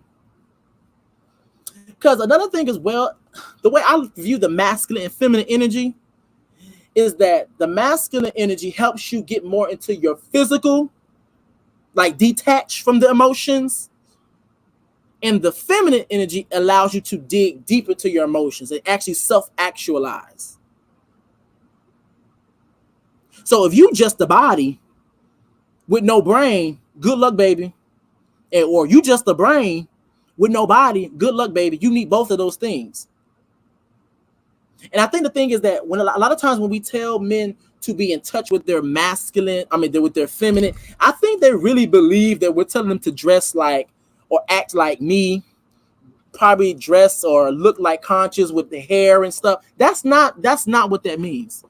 There's also character traits that you must embody in order for you to be able to improvise and jump over obstacles that's going to come in your life. Because guess what? Some obstacles, you're going to need your masculine energy or qualities. And some obstacles, you're going to need your feminine energy or qualities. Or the combination of the two. So what about, once again, I'm posing, what about a man besides him having a dick between his legs makes him capable of leading? And once again, I never get an answer, a real substance answer. But come on, let's go. We're going to continue. Selfishness. The leader who claims all the honor, come on, let's do it again. The leader who claims all the honor for the work of his followers is sure to be met with resentment. The really great leader claims none of the honors. He is content to see the honors when there are any, go to his followers, because he knows that most men will work harder for commendation and recognition than they will work for money alone. Here's the thing. Ego. We talk about the ego all the time. Talk about how a lot of times men want to lead, not because they want to naturally be leaders, not because that's just what they feel they need to do. They do it for ego. It's an egoic stance. They're taking an egoic posture. Because even when you start to dig deep, why do you think you need to lead? No qualities come up. And also keep in mind too, I understand we're not perfect, but also keep in mind too, even when they mention certain qualities, it don't match up. Because even when I begin to ask, what makes you perfect to lead? Well, men were more logical. Really? We're not emotional. Okay. That sounds very, very good to lead. Because guess what? You got to have empathy and sympathy for your followers or your family since you want to be the leader. So one of the things that I caught on when I was watching the commentary of High Power Podcast. Now keep in mind, I kind of take the meat, spit out the bones when it comes to her. I'm gonna be honest with you. But one of the things that she said is that when it comes down to ego, the first thing that's going to come out of the mouth when you begin to talk from your ego, especially when it comes down to certain conversations, is me, I, and my. That's M-E, the letter I, and the letters M and Y. I should lead because da da da da da da. Blah, blah, blah, blah, blah. It's nothing of substance. But let's continue. Intemperance. Followers do not respect an intemperate leader. Moreover, intemperance in any of its various forms destroys the endurance and the vitality of all who indulge in it. Baby, now I'm gonna have to share something else with you. Now keep in mind, I probably just butchered the hell out of this word when I just spelled it. Girl. Oh, nope, got it. Come on, Google, fixing me up. Now let me just share my screen real quick. I'm gonna drop that down, then I'm gonna come right back. Let me share my screen. Bam. Here we go. Intemperance. Lack of moderation or restraint. Lack of moderation or restraint. Now, this is the reason why when they talk about them being leaders and all these different things, it doesn't make sense to me. I'll tell you why. It doesn't make sense to me because the simple fact of, let's also, once again, from my teacher back in the day, she always told me, consider the source. So that's what I'm going to consider. Mr. J-Leethal, we're considering the source. You're talking about your quote unquote should lead, or men, I'm going to say men of your caliber. I'm going to say that. Talk about y'all should be leaders and all these different things. And actually, I'm going to say you say that too because you feel like you have the authority to discipline women. So I'm going to say that you think that you're the leader, that you should lead. That you should be the leader, but yet aren't you the same person that thinks it's appropriate to hit, abuse your children, and also think it's appropriate to hit and abuse your woman? So I thought intemperance, you're supposed to have moderation or restraint. I don't see no type of restraint going on there, sir. I don't see no restraint. I don't see no emotional stance when it comes down to understanding that, yo, you know what? Y'all was effed up. So yes, a lot of times, y'all, once again, y'all talk about men being in the household, but y'all are not even capable of even being in the household. And even when y'all are in the household, sometimes y'all teach some of the fucked up philosophy, the messed up philosophy that gets passed down from generation to generation, which is another thing that happened on Conscious panel. When Marquez, every time I'm about to say his name, I'm about to say Marquise. I think maybe because I had a friend named Marquise. But Quez, y'all blame it on my tongue, not my heart, okay? Marquez, he talked about how when we got into the conversations of dealing when it comes down to men dealing with women who has already had children, and he started to have his opinions, and the women on the panel didn't understand why he had such strong opinions. And he said a key point that I wanted to make sure that all the other women were listening to and actually caught on to. He said that this is the type of stuff that was being talked about within barbershops.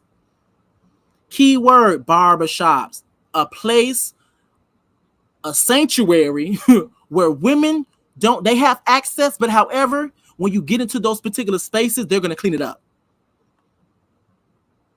So this is the philosophy that men, fathers, uncles, male cousins, male siblings pass down from generation to generation through word of mouth. But let's continue. We must physically discipline our women. Get it together. But where's the restraint? Disloyalty. Perhaps this should have come at a head of the list. Come on. The leader who is not loyal to his trust and to his associates, those above him and those below him, cannot long maintain his leadership. Come on. Disloyalty marks one as being less than the dust of the earth, and brings down on one's head the contempt he deserves.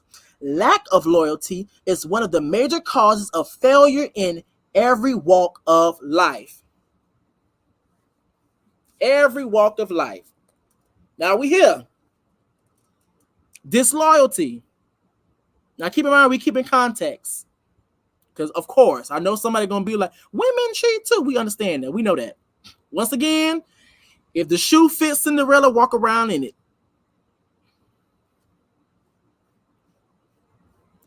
But however, we socialize and program men to not be have sex responsibly. We tell them, now keep in mind, these are the real conversations, and these are the signaling, and these are the mixed signals that we give men. I'm just gonna be honest with y'all. So if y'all haven't heard it, just keep in mind, I'm trying to tell you, I'm trying to bring y'all into some light. Okay. We tell men to lose their virginity early. That's what I was told. We tell men to fuck them all. We tell men to not be emotionally stable. We tell men that there's more fish out there in the sea whenever there's an issue within their relationship. We tell them to suppress their emotions when it comes down to them being done wrong in a relationship, which means that you're not really fully acting on or expressing your emotions of how you really feel and actually showing that you actually care for somebody, and they did you wrong. And then we make excuses for when they do something wrong. Let's talk about it. And I wish I actually had a picture of all the NFL players that make it. And I wish I could show a before picture with their girlfriends, and then the after they make it, those pictures with their girlfriends. I wish I had that picture. But let's be very clear as well, too. Even though I said that, there's also a context for that as well. We can probably get into that a little bit later in a different commentary, but there's also a context for that as well. But that's going to segue into a whole different other video. Now, here's another one. Emphasis on the authority of leadership. The efficient leader leads by encouraging and not by trying to instill fear. Come on, y'all, instill fear in the hearts of his followers. Now, I'm going to say that one more time. The efficient leader leads by encouraging and not by trying to instill fear in the hearts of his followers. Baby. Let me stop sharing the screen when it comes to this bad. Yeah, let me stop sharing the screen, this bad boy here. Let me do this. Let me show y'all this. Let me show y'all this, baby. Now, I gotta bring this video back up. Now, do you guys remember not too long ago in this video, and I literally said, and he was talking about Lolo, I believe that's her name, the lady that allegedly knocked the hell out of Tamar Braxton. Baby, I heard she done knocked the glasses off her ass, girl. But allegedly her, I believe that's her, Lolo. And how Lolo is 40 years old, and she wants to have children. She's quote unquote waited for her husband. And the first thing that came in my mouth, I said, that's a fear tactic. That's a fear tactic. They use children as their weapon of choice in certain conversations. And this is the perfect example. Let me continue. All righty. I'm gonna read it again. The efficient leader leads by encouraging and not by trying to instill fear in the hearts of his followers. The leader who tries to impress his followers with his authority comes with the category of leadership through force. Leadership through force. If a leader is a real leader, he will have no need to advertise that fact, except by his conduct, his sympathy. Let's go back. Sympathy. Come on. Is what? Sympathy, which you have to be in touch with that divine feminine. Now, you don't have to express it as in when it comes down to your gender, but you have to be in touch with it when it comes down to your qualities. Let me go back.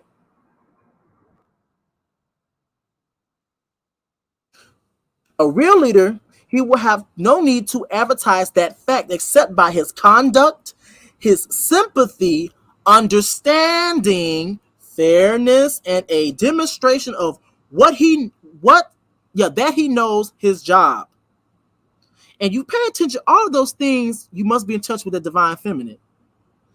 You must have empathy and sympathy for people. That's divine feminine. You must have fairness. In order for you to be fair, you must have a good morale and a good understanding. And in order for you to have a good understanding about things, you must listen and be in touch. Understand that the conversation is not about you. And a demonstration of that he knows his job. Baby, we should physically discipline our women. That's what he says. Why? And this is the undertone of what he's saying. Emphasis of the authority of leadership. So E, and I would say Conscious and E made a very interesting point. They asked a very good question. So if you're the one able to have authority, come on, authority to implement physical disciplinary actions upon your family to keep them, quote unquote, in line. So who has the ability and the authority to do the exact same to you? And that's why I wanted him on that panel, because I had some questions. Babe, I had some questions. Emphasis on title. And now this is the last one. Ooh, the competent leader requires no title to give him the respect of his followers. The man who makes too much over his title generally has little else to emphasize. The doors to the office of the real leader are open to all who wish to enter, and his working quarters are free from formality or, girl, oh geez, I'm over here tired. Let me get some water, girl. Get some water. Now I know I'm probably gonna butcher this word, ostentation. Y'all pray for me, blame it on my tongue, not my heart, baby bear. But here's the thing. Now this is where we get into the conversation of I'm the leader, I'm the head of household, I'm the man. When you get into certain conversations. And this is when they start to really show their hand. I'm the leader, I'm the man, I'm the head of household. As in them putting their foot down. As in you need to follow me. Why should I follow you? Once again, what makes you a good leader besides you having, quote unquote, a dick between your legs that really doesn't hold that has no substance when it comes down to making a point at all? But okay, I guess. But yeah, so now let's get back to this bad boy. I really wanted to make sure I really got that off, because it's this idea of I must lead, I must this, but y'all are not capable of doing that because y'all are not healthy. But let's continue. Now, I may skip through some of this because some of this stuff they was just BSing, but I do want to make sure I don't skip over the important parts. She says she has to stick a big ass needle in her stomach multiple That's a fear times tactic. a day for 11 days in a row. Now, remember, this woman is barely 40 years old. She's a career woman. Somebody put that in the chat. This person right here that we're looking at.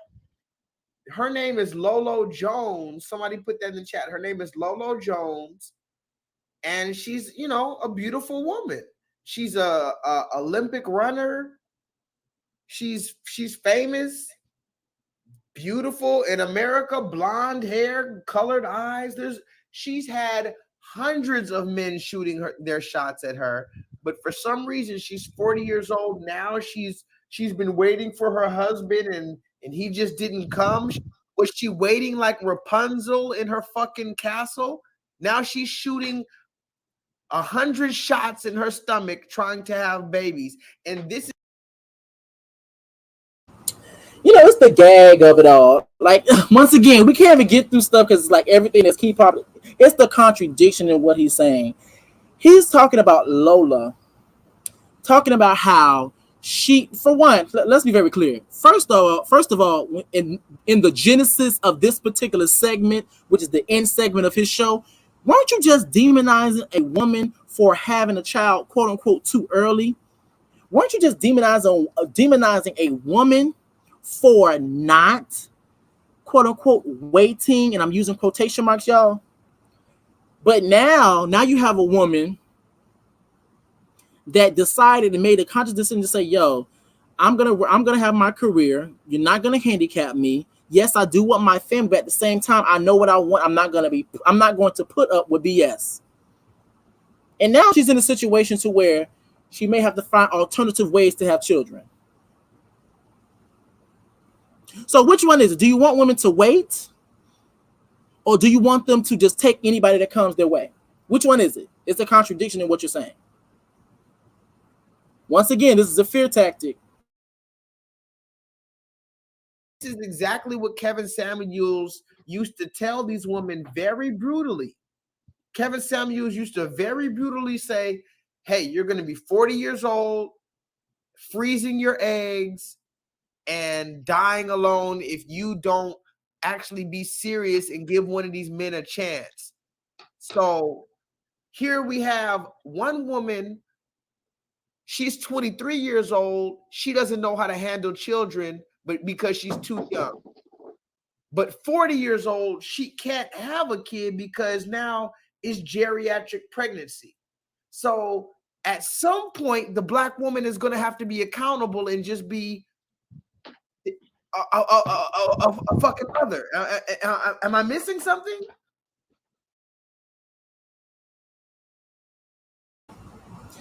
Yes, you're missing a lot of things, sir. You're missing your goddamn mind. You're missing your brain cells, stem cells, whatever cells that go up in your brain, baby. You're missing all of them. All them cells are not operating. Because guess what? You have a privilege as a male that you will not acknowledge. You uplift the system, toxic patriarchy, that you won't acknowledge, but you will subconsciously acknowledge in different points of the conversation, and you choose when you want to disassociate yourself from patriarchy. But however, you do want to engage in it, but then you want to disassociate at different points. So yes, you're missing a lot of things. And the next point that one of the gentlemen on the panel is going to literally talk about, for one, you're comparing a white woman to a melanated woman.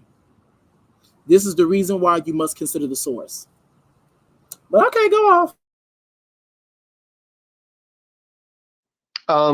Well, to be fair, you're comparing a Black woman to a white woman.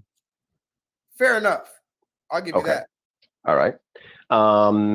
And you know, I don't think you're missing.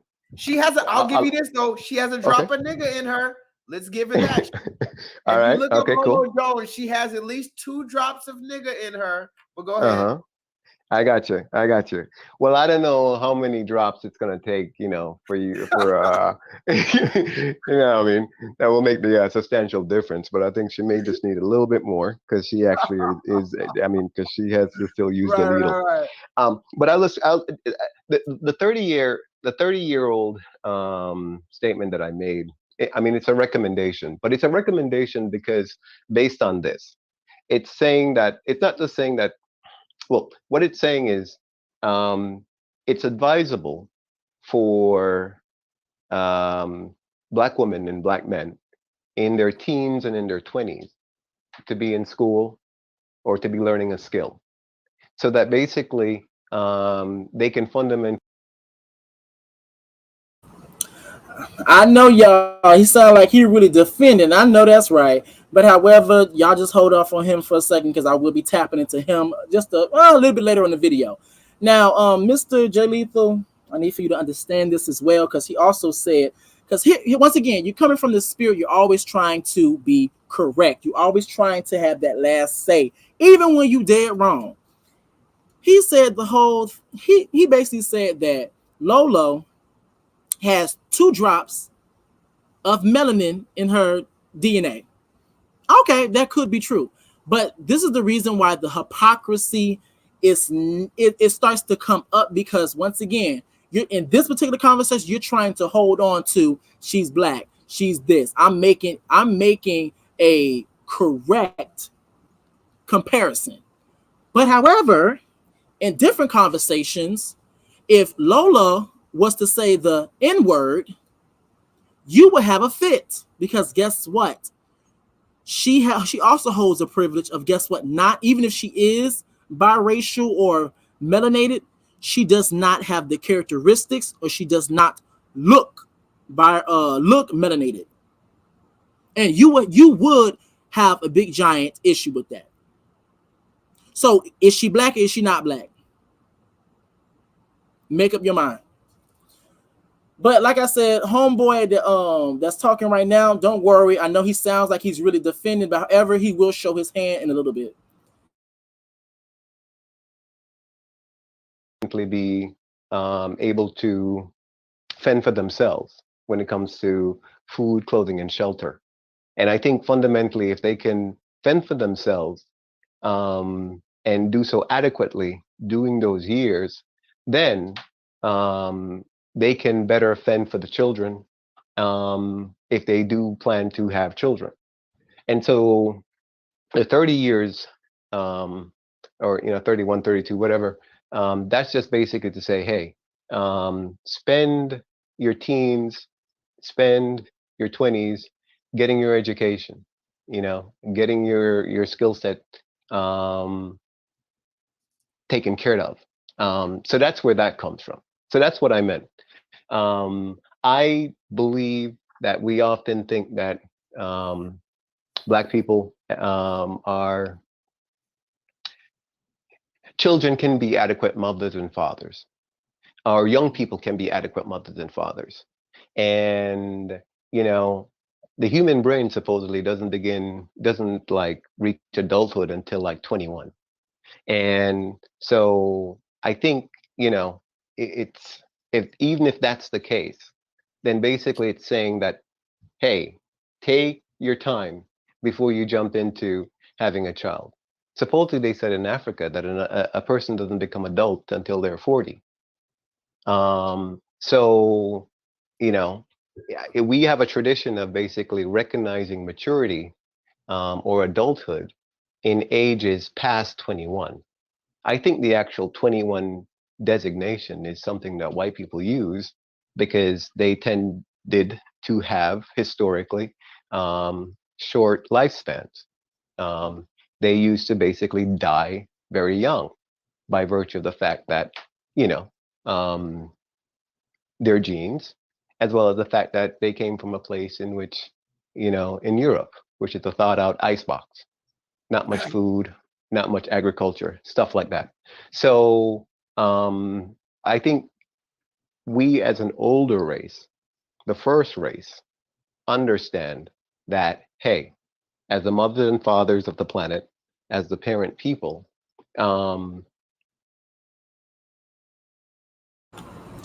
I'm gonna be honest with y'all. I understand what he's saying right now. It sounds pretty, to me, honestly, only because I've seen his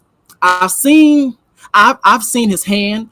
So right now, what he's saying right now is a whole bunch of word salad to me personally. But however, once again, that's the reason why I want to do this reaction video, because I want you guys to see it for yourselves and come up with your own opinion. Even though I'm being very I'm voicing my opinion loud and proud, baby. But however, I want you guys to see it for yourselves, because I did take screen recordings and I didn't want people to think that I was taking something and taking it out of context. I want you to see it for yourself. So let's continue, because he's about to show his hand soon. time and experience helps to make adulthood and proper adulthood.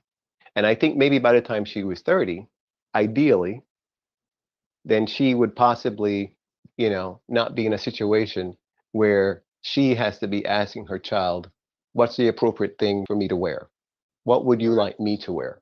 There should not be a concern of his about trying to be the parent. So we have a situation where pretty much the child is trying to be the parent. Go ahead. The child. So that's where I was coming from. Right. The child is trying to be the parent. Now that's deep. Now, what do y'all think? Amun Ra, Chat, Tahuti. what are we to do now? Because remember, my name is J-Leethal. I like to put my face out there and put my name out there and say the crazy shit. I said we should physically discipline these women. That's what I said. I know it's crazy, controversial. I might be wrong, but I'm going out on a limb to say the final answer. If there was one final answer we're finally going to get to, we got to pull out our fist and physically discipline these women. Now, I know it sounds crazy, but see, the question I would have for the brothers, because again, we could have the hamster wheel conversation. Sure. Now, I don't know if y'all know what I'm talking about. Yeah. Okay, so the issue here, the issue is order, and so I understand exactly what you mean when you say. When he said what the issue is, what? Oh wait, because I want y'all to hear exactly, because I'm about to, because they all showing their hand. And the issue here, okay, Charlie's Angels, they all showing their hand. Charlie's Angels, they all showing their hand. I want to make sure y'all hear this, because not only is J-Leethal showing his hand to Tahiti, to Hunty, I don't know how the hell he say his name. Hawaii, middle guy in the middle, he's showing his hand. Armand Ra, he's contesting, but however, he's about to show his hand as well. Let's get into it. I want to do it again. Yeah. Okay, so the issue here, the issue is order, and so I understand exactly what you mean. The issue is order. That there's a need for physical. I see what you're saying. That there's a need for physical. What you mean when you say that there's a need for physical. I see what you're saying. I understand. With having children, and this is also the problem of there being no male figure in the household, but this is just chaos, is what it is. And so when you have this woman, she's alone, and there's no man there to kind of temper her, or multiple men every weekend. Yeah.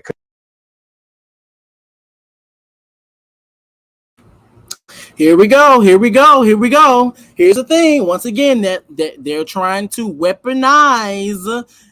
Okay, so which one do you want? It's everything always stems from a man not being there. Do you see how the hell you keep going back to the goddamn issue? If we're using your logic, you're not there. If you're not there, then that's where the problem starts. And let's just dig a little bit deeper, baby. If you're not there, the question is why? Why are you not there? Now, let me say this, because once again, warning, if the shoe fits, put that bitch on, Cinderella. Let's be very clear. I'm very much aware that there are women out there that weaponize the judicial system and weaponize children against men. Very much aware of that. Now, I'm sorry to let you know, Mr. J-Leethal, before I really did try to give you the benefit of the doubt, I really did try to really give you some space and allow you to provide some clarity. But however, let's be very clear. Through this particular live, now I understand a lot of things that has transpired within your situation. Or I'm not gonna say I fully understand, because I do not know the wife, the mother of your child. But however, what I will say is this. Now it's easier for me to understand her side of things, because I've met you, I've seen you speak, and I've actually explored your platform. So now it's easier for me to connect the dots of why the hell you ain't shit in her eyes. If that's what she thinks. I'm just saying. But I assume so, because that's why you guys are going through a custody issue, because you guys are not on the same page. Makes sense. Got you. But I want you guys to pay attention. Tahiti, I'm going to call him Hawaii. Hawaii basically said that this it's all about order. Then he said, I completely understand what you mean when you talk about it becoming physical. Okay, all righty. J-Leethal said and talked about how he thinks we should physically discipline women, but then had the nerve earlier in this commentary right here, aka fake woke now, fake woke, once again, that's just the gag of it all. You demonstrating fake woke and making it a real-time, real-life example on the platform of YouTube like a motherfucker, but then trying to call other people out for being quote-unquote fake woke. Okay, got you. So you're the one trying to basically reinforce domestic violence, but then try to go off on Brittany Griner for her domestic violence. I don't know if it's accusations or problems or issues. So make it make sense. So you demonize one, not saying, but let me say this as well, not saying any of this shit is right, but it's just the gag of it all is just that you're demonizing one, but however, you want to give a license to the other. Once again, you sit up here trying to give a license to something that does not have its permit. And this is another issue that I have with him, because later on in this particular commentary, he literally said and talked about how what his definition of woke is. His definition of woke is that you are humble, you are able to come to the conversation, willing to talk about the facts, you're able to come in and have the real life conversations, you're able to come in and humble yourself and realize when you're wrong and accept the facts and not deny the facts. Now, here's another thing that was real interesting to me. Because, baby, because it was a lot of hypocrisy that was going on when it came down to Mr. J-Leethal and his YouTube platform. Because I was like, okay, I've been on YouTube for a while now, and I knew about you before you came on that panel that one day. I was very much aware of you being on YouTube before you realized of just about who you, before you realized who I was. So this is the thing, and this is the gag of it all. Let me get into this. Hold up. That's all. Let me share my screen one little. I keep sharing the screen every 2 minutes. Let me stop sharing this for 2.5 seconds, and let me share this for another 2.5 seconds. Hey, what's going on, y'all? This particular live right here, bam. Now, this is the issue. This particular live, let me say hi to my chat. What's going on, y'all? Now, Empress says, especially to a group of men that don't have dominance or control in any area of his life. Come on, consider the source. Consider the source. Hi, Reckless. Glad I caught up with you. Is oh, yes, ma'am. Period. What's going on? Who gets with him after hearing him speak is a fool. Girl, you already know they will. Let's call a spade a spade. Women have been socialized to look in the potential of men, even when the red flags are right in front of their faces. And socialization and programming is hard. I know it's easier said than done, but that is just hard. Not saying that it can't be done to undo it and unlearn it, but it's hard. So I'm pretty sure women will. Because keep in mind, if you guys even pay attention to the video that's been going on, there's a woman or a plethora of women right now that support him. Even when he said that women should be physically disciplined. But that's the socialization of patriarchy. Even when the man is wrong and doing wrong, you try to rationalize it by putting it on yourself. Oh, he cheated. Am I ugly? Am I not pretty? Am I fat? Am I this? Am I that? Instead of him realizing that he just ain't shit ass motherfucker. But this is this right here was the gag of it all, baby. Now he said all of that bullshit in that live right there, talking about what real woke is. But then I remember a year or two prior. Let me see when this video was made, baby. Let me see when this video actually came to be. This is the 10-hour video. Let me have the date on it. Oh well, I know this was made like a year ago. I want to say. Now, He talked about and said that how real woke is actually being held accountable, coming to the conversation, being real, humble yourself. And I remember this particular video that happened a year ago. A 10-hour live debate. Well, it was a debate until he realized he was getting smoked, and then all of a sudden it went to a conversation. You know, that's how it is. But it was a 10-hour debate between Consciouztv and Mr. J-Leethal. That's just the first time I've seen them being on a platform together. They have made other videos on his platform, but however, his platform did get snatched from him. Hint, hint, I wonder why. But this was a 10-hour debate that they had, and J-Leethal got tore the hell up. Now, I understand you're not going to win some. You're not going to win every single one. I understand that. But you got tore up. But the point of the matter of the fact is, you literally said out your mouth that the point of being real, REAL, woke, is that you're able to humble yourself and realize what the facts and not deny the facts. But then, after that 10-hour, you end your platform, even after you realize all the bullshit that you said was wrong, even after all the bullshit that you realized was not rooted in what the actual experiences of what people are actually going through, the people who actually walked in those shoes that you're trying to oppose. In the end, when you had nothing else, you went back to your homophobic and transphobic spirit and saying that you're going to tell your child all these things that put queer people and also put your child in danger. And your privilege was showing, baby. And then, not only that, let's go back to his platform. Actually, I'm going to do it right here in front of y'all so we can see what he gives. Because I want to show y'all so to make sure I'm not pulling shit out my ass. I just want to make sure I show y'all. Now, I do not want to actually click on one of his videos. I kind of just want to, or whatever. Just click on it. Please go to his, bam, bam, right there, right there. Now let's go through his channel. You got the fake woke. Why were famous celebrities so shocked? And keep in mind, this particular video, the one with T.I., and keep in mind, he's using T.I. He has T.I. right here, and he has Kevin Samuels. Okay, cool.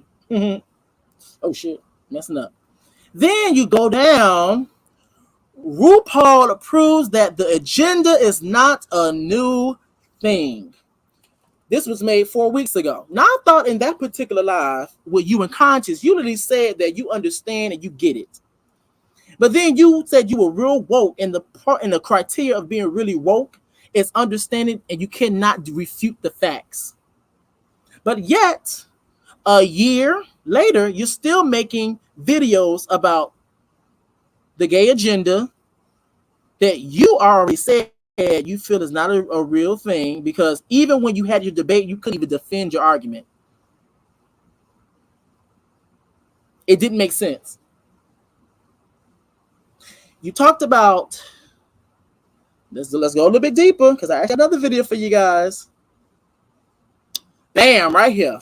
Live at the 2022 Houston Pride Parade. Here we go. Here we go. Here we go. This particular video, he goes to a gay pride parade. And what did he do? He went in that gay pride parade. Now, he didn't disrespect nobody directly. He didn't say no F word. He didn't bump nobody. But however, he was on a mission. He was on a mission to go and try. I want y'all to go look for the video for yourself. Don't take my word for it. Never take my word for it. Y'all go watch it for yourself. He went in that video, he went to the gay pride where gay people were literally minding their business. Like Conscious says, when marginalized people are really sitting there minding their business, minding their gay ass business, minding their black ass business, minding their woman's business, the dominant class wants to come and start fucking with them. So he decided to go to a gay pride parade. And he was on a mission to find children at the gay pride parade. But once again, the hypocrisy is that, yo, you sat in that 10-hour debate and Conscious broke it down to you why children are used as a weapon. And you seem to understand. And you was kind of beat. And by the way, I'm about to use very much harsh language. This may be harsh for some people. I don't know. I'd like to make sure. You was beaten to submission when it came down to you defending your argument, when it came down to the children, and how the hypocrisy of you using children as your weapon of choice, the same way that you tried to use it on that particular panel of policing black men's emotions, and you talked about the children being used as a weapon. But however, when I demonstrated and showed how a lot of hip hop artists, despite their influence and musical ability, also previewed and showcased themselves on Sesame Street. But however, we only had an issue when Billy Porter and Lil Nas X did it. Make it make sense. But however, you're really woke. Okay, got you. There's another one right here. Let's continue going down. The Disney agenda, baby. And even when you watch the Disney agenda, guess what happens? He basically shows how patriarchy can be so freaking ignorant. How patriarchy can literally sit up there and try to use their authority title as a way to dismiss and get away with the fuck shit. But once again, he lives in a privilege. He holds a privilege that he does not want to fully acknowledge. So it puts a lot of things in his blind side. And even when he is reminded of it, he's not gonna pay attention to it because he's hard-headed as well. He just wants to be right. Now, where is this particular video? Because this is the reason why I want to bring this up. Where is it? Where is it, baby? Because I know. Come on, the agenda. There go another one. It was 3 months ago, but that whole live was, guess what? A year ago. But okay, you're really woke. I got you. No, I'm probably really coming at this man's head. Let me see. Where are you? Dang, I can't find it. But right here, bam, right here. This bad boy, J-Leethal is a woman beater and a deadbeat dad. Now here's the thing. Now the reason I want to show you guys that. Let me just stop sharing my screen for 2 hours. Share my other shit. But the reason why I want to show you that. Let me show my other stuff now. Go back to the video. The reason I want to show you that particular video is because of the simple fact of, guess what? In that video, right now, that same thing in that video. It means that he's been feeling this way. He's been having these ideas. Now, I do understand, I do know, because sometimes I do it. I may have an idea and it may come off real ignorant, or it may come off lackluster. It may come off, I'm just gonna stick with ignorant. It may come off real ignorant, but you know what you do? You keep building upon that idea. You keep refining that idea. So how can you sit up here and talk about you're really woke? But then when you scratch, you didn't even decide to scratch the surface of your logic. Like, yo, I think we should quote unquote physically discipline women, but then scratch the surface of your logic, as in saying, you know what? Why don't I just leave? That's not healthy. Why don't I just leave? But I guess let me go back to this fake woke bullshit. Alrighty. And also, it's another thing that you have to pay attention to. The people that he used for his gifts. These are the things that I pay attention to. He has Future. Now, keep in mind, y'all, I do not know the name of the hat. I'm not going to disrespect the hat or the heritage or the culture of it. But he has Future with this particular hat on. Represents that he's a king. Okay, cool. You have Quavo with this particular hat on. Representing that he's a king. You have gifts of R. Kelly, and you also have gifts and memes of Bill Cosby. Make it make sense. What part of you is woke? Because baby, you sleep right now. But let's continue.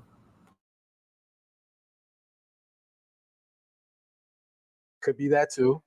And you also have to look at the psychology of how that affects the child in that situation.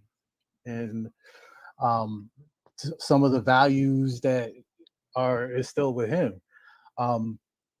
But absolutely, I don't think necessarily it has to get to physically castigating a woman, but I mean, I understand exactly what you mean. Are there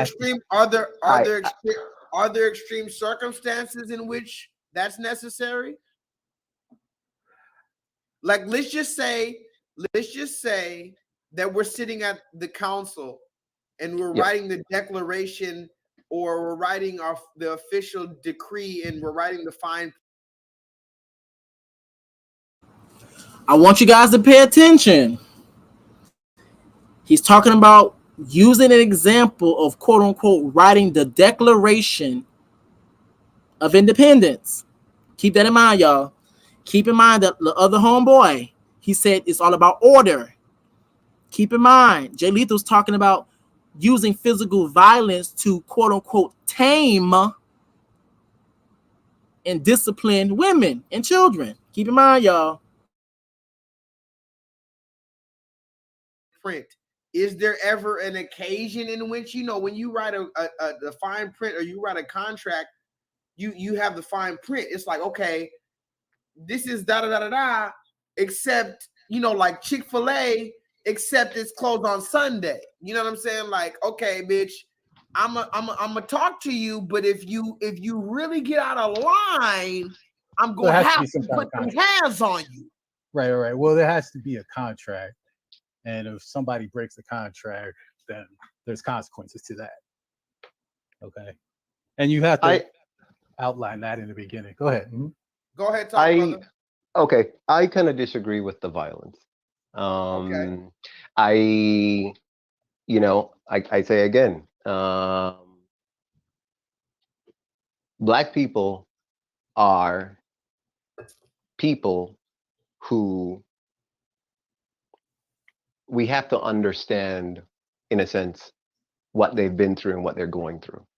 And I don't think violence is going to make her any more, or hitting her, is going to make her wake up to being a better mother. I think the violence, I don't think, renews the mind. I think, if anything, it installs fear, even greater fear. We may not even know whether or not she came from a violent home. Maybe her dysfunctional, why would a 23-year-old woman who has a child be, wearing clothing like that, exposing herself to the world? Maybe she didn't have a father. Because they say that basically young people or people tend to be very sexual when they don't get their emotional needs met. And women, supposedly, I've heard this thing about like women who go into strip clubs or even going to pornography, who are basically, or sometimes who are like very sexually active, tend not to have a father in the home. Because there's a certain level of psychological discipline, not necessarily. Once again, here we go again. Everything stems from a father not being part of the household. He uses examples of women going to the strip clubs. He uses examples of women going into porn. But here's the thing. Those are all men-dominated fields. Yes, women go into porn, but guess what? They have, especially if they're heterosexual, they're collaborating with people. Yes, women are exotic dancers, strippers. But guess what? Who's giving them the money? Guess what? Who owns the clubs? Women are not the only one that own strip clubs. And even when we talk about the actual being the exotic dancer or stripper, the question is, is the stripper in a place of power in a sense? Because we can say the same thing about being in the NFL. There is a plethora of melanated men in the NFL as athletes. But however, we also understand that there are not a lot of melanated men that own teams that are in a position of power to actually make a change if they really wanted to. Because guess what? If you were to try to make a change and take one knee like Colin Kaepernick, you getting your ass goddamn booted and zooted. But however, that's what we're talking about. Keep in context, exploitation. Once again, patriarchy. Once again, understand the privileges you have as a male. Now, once again, if the car can go forward, it can go backwards. Not saying that men are not exploited as well too. Let's make that clear. So let's continue, because he about to show his hand. Necessarily physical discipline, but psychological discipline that the father tends to give to both boys and to girls. And that can help to create a better emotionally adjusted child. And so therefore, you're not basically jumping into bed and looking for daddy and then coming out with kids. Because we were concerned about whether or not where the father is, and we know the father is not in the home most likely because of the system of racism, white supremacy, that basically attacks Black people but attacks Black men the most, right? So you're not going to find the father because the system is designed to take away the father. The violence, I don't think it helps. I think violence should only be used as self-defense. I believe in the martial arts type of way, that you only use violence and you use it regrettably, but when you are basically attacked, and you use only enough so as to, you know, get away from or to subdue the attacker. Because I don't think basically you can beat common sense into people. All you do is instill fear, and fear is one of the most negative emotions that we as the people have, and it's fundamentally also what keeps us into, you know, our state. But go ahead. Wow. You know, it's funny you say that. I want to take this break real quick to talk about. I know, y'all, it sounds pretty. It sounds pretty when he says it, but he's about to show his hand. A conversation I had with somebody. Somebody gave me this book recently. This is a book. Y'all can go look this up. I haven't had a chance to read it yet, but I'm definitely gonna read it. Somebody gave me this book recently. I was having a debate with somebody about should we spank our children. Somebody put that in the chat. Should we spank our children? Some of y'all know I'm going through some bullshit with my own children. I spanked my kid, and now I'm on the run from the police. This is a real story, by the way. Anyway, I was having a debate with somebody, and they gave me this book at the end of our debate. And I appreciated the fact that they gave me this book, and I'm definitely going to read it when I have a chance. I expect y'all to, I want y'all to look into this as well. It's called Families Without Fathers. And anyway, there's some information in there where they talk about basically the ways that children get spanked and the effects that it has, and all type of shit. So I'm going to look into it, but it's funny that you say that, because the question I have also is, okay, should we spank our children? Because remember, I don't want to be tied to some idea if it's not true.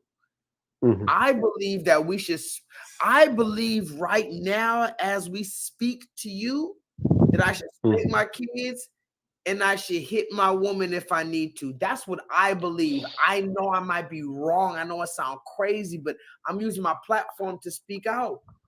I know I might need help, guys. I might need a fucking intervention. I feel like these women are out of line, and there's no amount of motherfucking Oprah Winfrey or Kevin Samuels or Tyler Perry that's gonna stop it until you say, bitch, sit the fuck down. That's how I believe it. I need to see superior evidence. I don't need to see philosophy. I need to see superior evidence to get these women in line. Baby, you can see the misogyny all in his face, baby. I can tell you that much. But let me say this.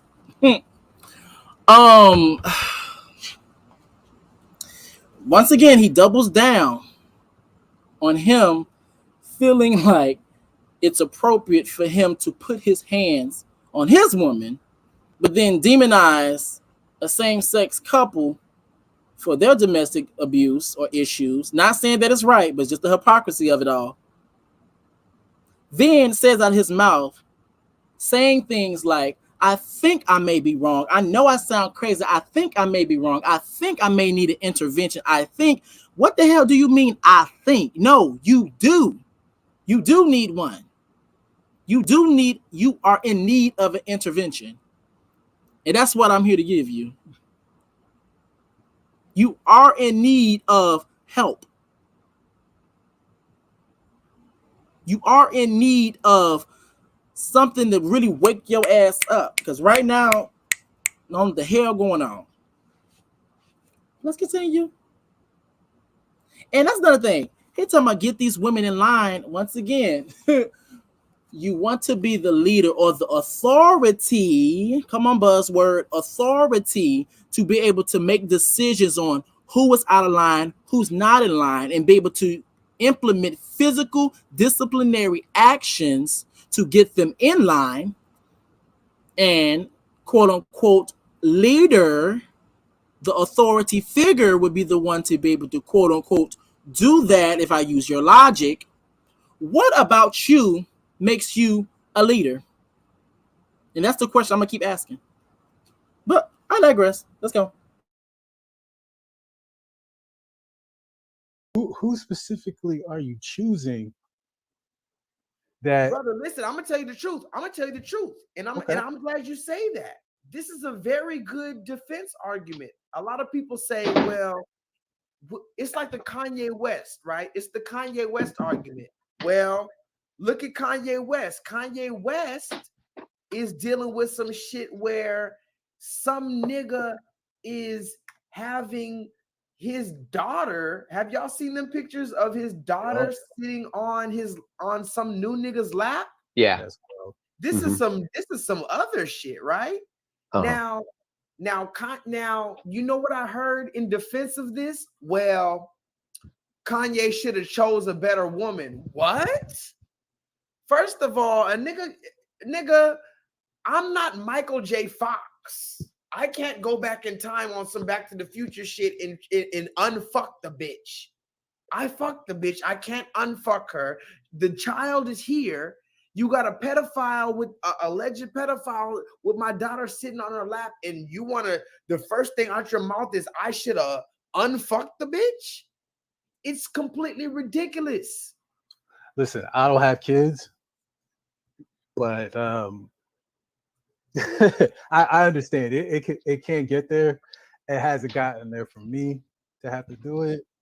But my point is, let me say this real quick and I'm gonna let you go. My point is, with all of that, there is a time and place in which the police and everybody else and Oprah Winfrey is not gonna cut it. Bitch, you done stepped out of line, because remember, a lot of women step out of line just because they can step out of line. A lot of women love chaos because that is their home. A lot of women live in chaos. And once again, hypocrisy. He's sitting up here talking about women love chaos, and I will agree. There are people in this world that do love chaos. There are people in this world that are miserable. There are people in this world that do like to wreak havoc. But however, it's just the hypocrisy that's coming and slipping through your lips. It's the fact that you actually thought about this, you contemplated it, allowed it to come through your esophagus, get past, I would say, it's the fact that you allow it to come through your esophagus, get past your mouth, come out your lips, and allow the echoes, the sound waves to actually reach other people's ears. That's the point.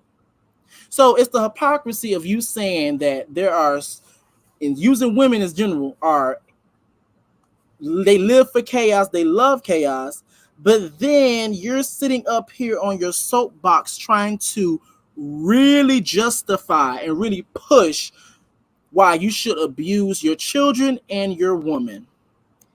That doesn't sound peaceful at all. That doesn't sound and by the way, this is probably not even a word, non-chaotic.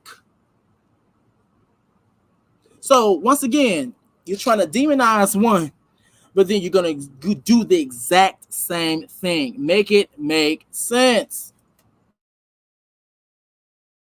They want to destroy your empire. And and now imagine when a child is involved. Like I talked about Kanye West child. When a child is involved, I'm supposed to allow you to do whatever the fuck you want with my child. This is my child. A lot of women talk about it's her child. This is my child. You're the type of woman that's gonna crash into a brick wall and then come to me and you want me to fix the car after you totaled the vehicle. We're not gonna allow that. So my answer is this. I know it sounds crazy, but try to put yourself into the future. Here we go again. Here we go again. Here we go. Here we go again. It's and this is the perfect example of what we mean and what we talk about when we talk about other men holding other men accountable. Yes, you may contest. Yes, you may try to refute, but however, you do not have that same tenacity that you have when you guys talk to women at all. At all. Because even when you guys did contest, guess what happened? And this also could go to the favor of quote unquote having at-home advantage for J-Leethal. But when you guys refuted and tried to contest, and you still seen that he was still on that fuck shit, guess what happened? One of y'all laughing, the other one not saying nothing. But then later on, when he does begin to speak, he exposes his hand. Once again, you're giving a license to something that does not have its permit. Now, when black women sit up here and they be on their bald-headed whole shit, in the words of Conscious, all of a sudden, all the black men want to come up. You need to change this. Who are you choosing? Why are you doing this? And they have all of this rah, rah, rah, rah, rah. But where's the rah-rah when it comes down to this particular host? Now, I do understand that he's probably going to have some at-home advantage. But however, I have seen black men. Now, I'm going to generalize because I don't know what these two have done personally. But I literally have seen black men don't give a fuck about a woman having at-home advantage, as in when it comes down to her and her platform, and meaning that she has the ability to kick his ass off. They still come up with that same energy as in, you need to do this, you need to do that. So where's that same tenacity? Where's that same persistency? Here we go. Guys, after you exhausted all your resources, you're talking about you went to therapy with this bitch. You motherfucking prayed with her. You took some ayahuasca with this bitch. You had an exorcism. You made love under the moonlight. You proposed to her at a Mexican restaurant. You sat and read the fucking Oprah Winfrey books with this hoe, and she's still playing with your head? Backhand. That's my official answer. And you can't, I need to see superior evidence, brothers, to see that that's true. The only problem is the system is not set up to allow that to happen. And it doesn't really matter what she did. The system doesn't matter. The system. Drake. The boy that was hiding his son from the world, but the world from his son. What? Drake. The system. So not that it's not right. Not that he's crazy. Not that he's talking out his ass. It's the fact that the system's in his way. So with that being said, you will go to jail. And the system protects women. Okay. Come on, accountability. Yes. The cops are gonna put you in handcuffs. You're going to jail for forever. How long? That's the problem. So I mean, yeah. Wait. So you're saying you just admitted the same thing I'm saying, right? That the system is literally encouraging this dysfunctional females, right? Yeah. Well, the system encourages dysfunction on both genders. Okay. But do they? But wait, let me stop you there, and I'm gonna let you continue. Okay, sure. Upon your theory, the system. Can you say that again? The system. Say that one more time. The system encourages dysfunction in both genders. The system encourages dysfunction on both genders, but in both black men and black women. Go ahead. Right, and I understand that. But is the system also equal in their distribution of justice upon both genders? No, absolutely not. Of course. No. Now continue. Once again, we're entering the conversation about being fake woke and real woke. Because once again, to J-Leethal's logic, actually, let me put this down for 2.5 seconds. To J-Leethal's logic, his definition of being real woke is being able to humble yourself, realizing the facts, and not refuting the facts when they're right there in front of your face. And take it in what people are telling you. Now, keep in mind, I just paraphrased all of that. Those weren't fully his words, but that's summing up the story. But I remember distinctively him asking me that particular question, and in this particular panel, was policing black men's emotions, and he distinctively asked the question of, why is it that women, by the way, I'm about to paraphrase, why do women have an upper hand when it comes down to using the system? When it comes down to them having parental rights and them weaponizing the system. I'm paraphrasing, y'all. And I told his wide mouth ass, I told his ass this. I literally said, here's the thing. J-Leethal, when you are a man that believes in a patriarchy, even though you don't want to admit it, you believe in a patriarchy, you reinforce the patriarchy, you defend the patriarchy, another 10-hour live where you defended patriarchy and windmilled for your life and reinforce gender roles, and you're thinking that way, guess what's going to happen? There are other men in position, in office, that create and does legislation. They think that exact same way too. And guess what? There are Americans that live in the world that think the exact same way too. And guess what? There are people in Congress that actually create those laws. And there are people in the judicial system, Supreme Court, that really interpret those laws.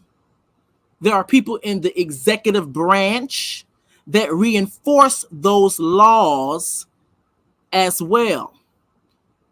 So you cannot sit up here reinforce patriarchy, which uplifts gender roles, saying that women should be at the home. Women, now keep in mind too, a lot of this stuff I may be saying maybe come off as explicit, but the root of the issue and the root meaning of these gender roles, they still exist. They just mutated, and they're more subtle. That women are not equal to men. Women should stay at home, cook and clean. Women need to take care of those children. Women are not able to have a career and have a family, because that's the excuse and the defense argument that comes up every single time when it comes down to women having children and having a family and having a career. And you mean to tell me that now that when the family just so happens to separate, where do you think the children are going to go? With the designated driver, the person that we have been conditioned to think should take care of the kids. And keep in mind too, the children came out of her body, not yours. Now I will say this, and I will agree that I do believe that the system should stop treating fathers in particular like they're second-class citizens when it comes down to the children. But I distinctively answered that question. But yet, you completely did not even hear not one word I said. Only thing you heard was womp womp womp womp womp womp womp womp womp. Okay, got you. Let's get back to the video. No, black men will be treated more harshly in the system than black women will be. Black women will be treated harshly, but black men will be treated more harshly. And the reason, and supposedly the reason for this is the fact that we are a greater threat to the system than black women are. So the system responds in kind. We find black men more threatening than we find black women to be. And so therefore we're going to treat black men more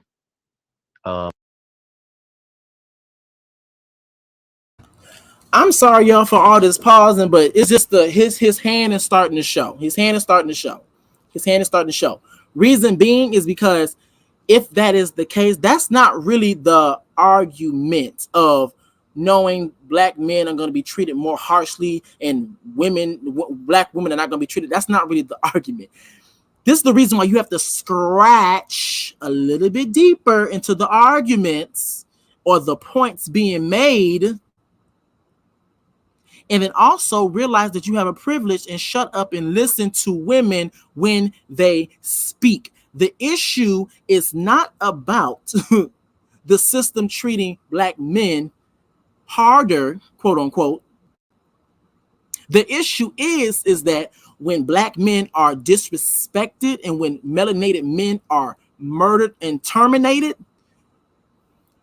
black women, melanated queer people are the first ones on the line. But however, when it's somebody else that's not a melanated person, specifically man or male, and heterosexual cisgendered, they get put to the back of the line. That's the issue. Yes, we can talk about Black Lives Matter. Now, keep in mind, I don't fuck with Black Lives Matter because they have a whole bunch of shit going on over there. They need to get it together. But what I will say is this. The philosophy of the movement of actually taking a stance against police brutality when it comes down to melanated people. Yes, we can talk about a Sandra Bland. Yes, we can talk about Breonna Taylor. But guess what? Guess what? When we started to actually shed light on those two individuals, guess what happened? Their limelight got put out and put on the back burner. So it's like, yeah, we acknowledge them, but however, forget them. Let's continue because his hand is starting to show. Harshly than we will treat black women. Okay. So, okay. Black men are the only group of people on the planet that are invested in changing or overturning this system. Of people on the planet that are invested in changing or overturning this system.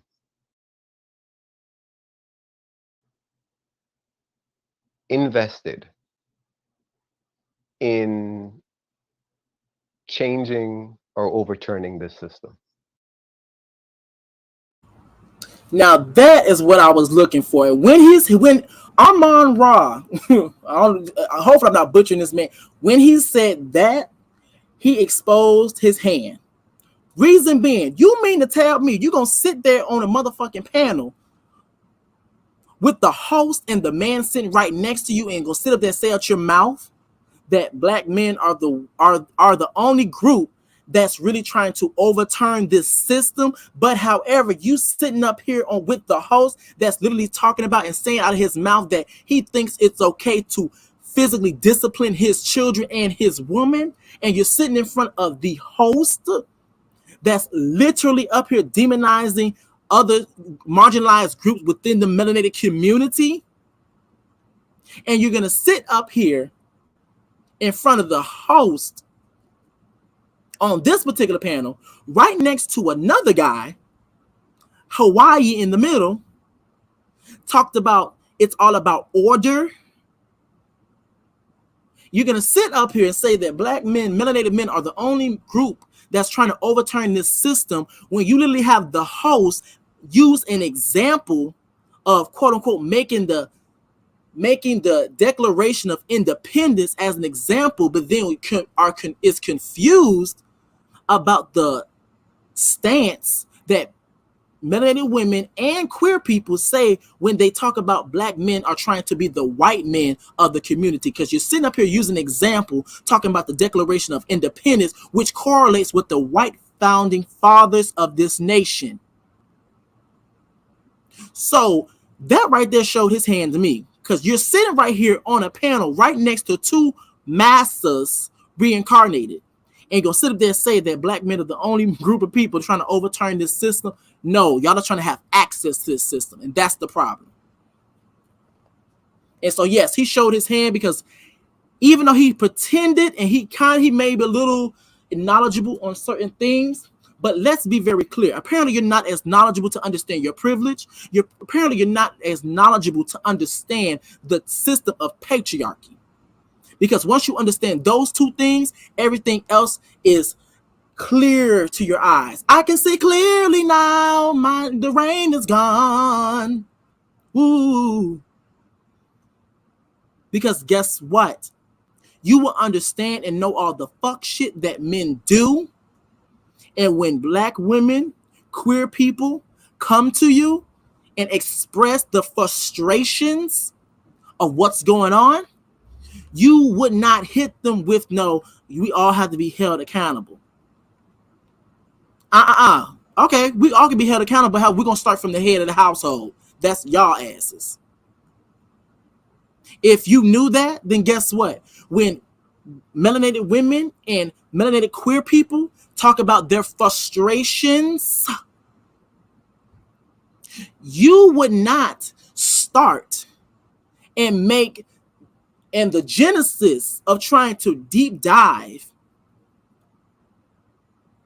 or the exodus trying to deep dive on a social issue or a mutation that we see through melanated communities, and start from the branches or start from the leaves. Because if you understood those things, you wouldn't start at those things. You would start at the root. And the root are melanated men. We socialize women to follow the lead of men on a daily, but then we're confused when they do so. We tell women to follow the lead of men inside of a church. Because let's be very clear, women were not allowed to be pastors. So who were the pastors? Who was part of the deacon board? Who preached the gospel? And let's also be very clear, in that exact same Bible, when some people believe that Jesus was white, some people believe that he was black. Let's be very clear. We took out all of the feminine pronouns out of when it came down to God. So now we have all of these righteous symbols, righteous people that's put on a pedestal. But then guess what? They have he, him pronouns. And for those who believe that the people in the Bible are melanated, then yes, black men. Then yes, black men. We're going to start with you because everything stems from you for the most part. But if you knew that and you was aware of all of those things, you would start at the root. And I don't want you touching no branches. I don't want you touching no leaves. Start at the root. And the root is, bitch, who? You. That's the issue. But of course, you're not going to start at the root because you're going to want to only focus on everything else. Oh, these women are so modern and masculine. Why do they have to be modern and masculine? Maybe because your ass is not in the household. Maybe that's why they could have to be quote unquote masculine if you use your logic. This gay agenda is getting wild. Everybody's turning gay. But maybe if you had, to your logic, there was a father in the household. Maybe to your logic, that child probably would never been gay. That's your logic. The children are so disrespectful and all these different types of things. Maybe, you know, if there was a father in the household, these things wouldn't exist. These women need to learn how to be more submissive and all these things. Well, maybe if your ass was in the household and took care of your responsibilities, maybe she would feel more comfortable to quote unquote, and I hate this word, to save my life. I hate this word. Oh, I hate this word. She would submit to you naturally. Because keep in mind, from that slideshow, you don't have to put emphasis or mention that you're quote unquote the leader or quote unquote dominant. It will be what's understood don't have to be explained. We would just know it. And if she wants to, she would naturally submit if she wanted to. But however, y'all don't get to that point because y'all don't understand y'all privilege and y'all don't understand the exact same system that y'all are participating in is the same system that's fucking y'all up. Let's continue.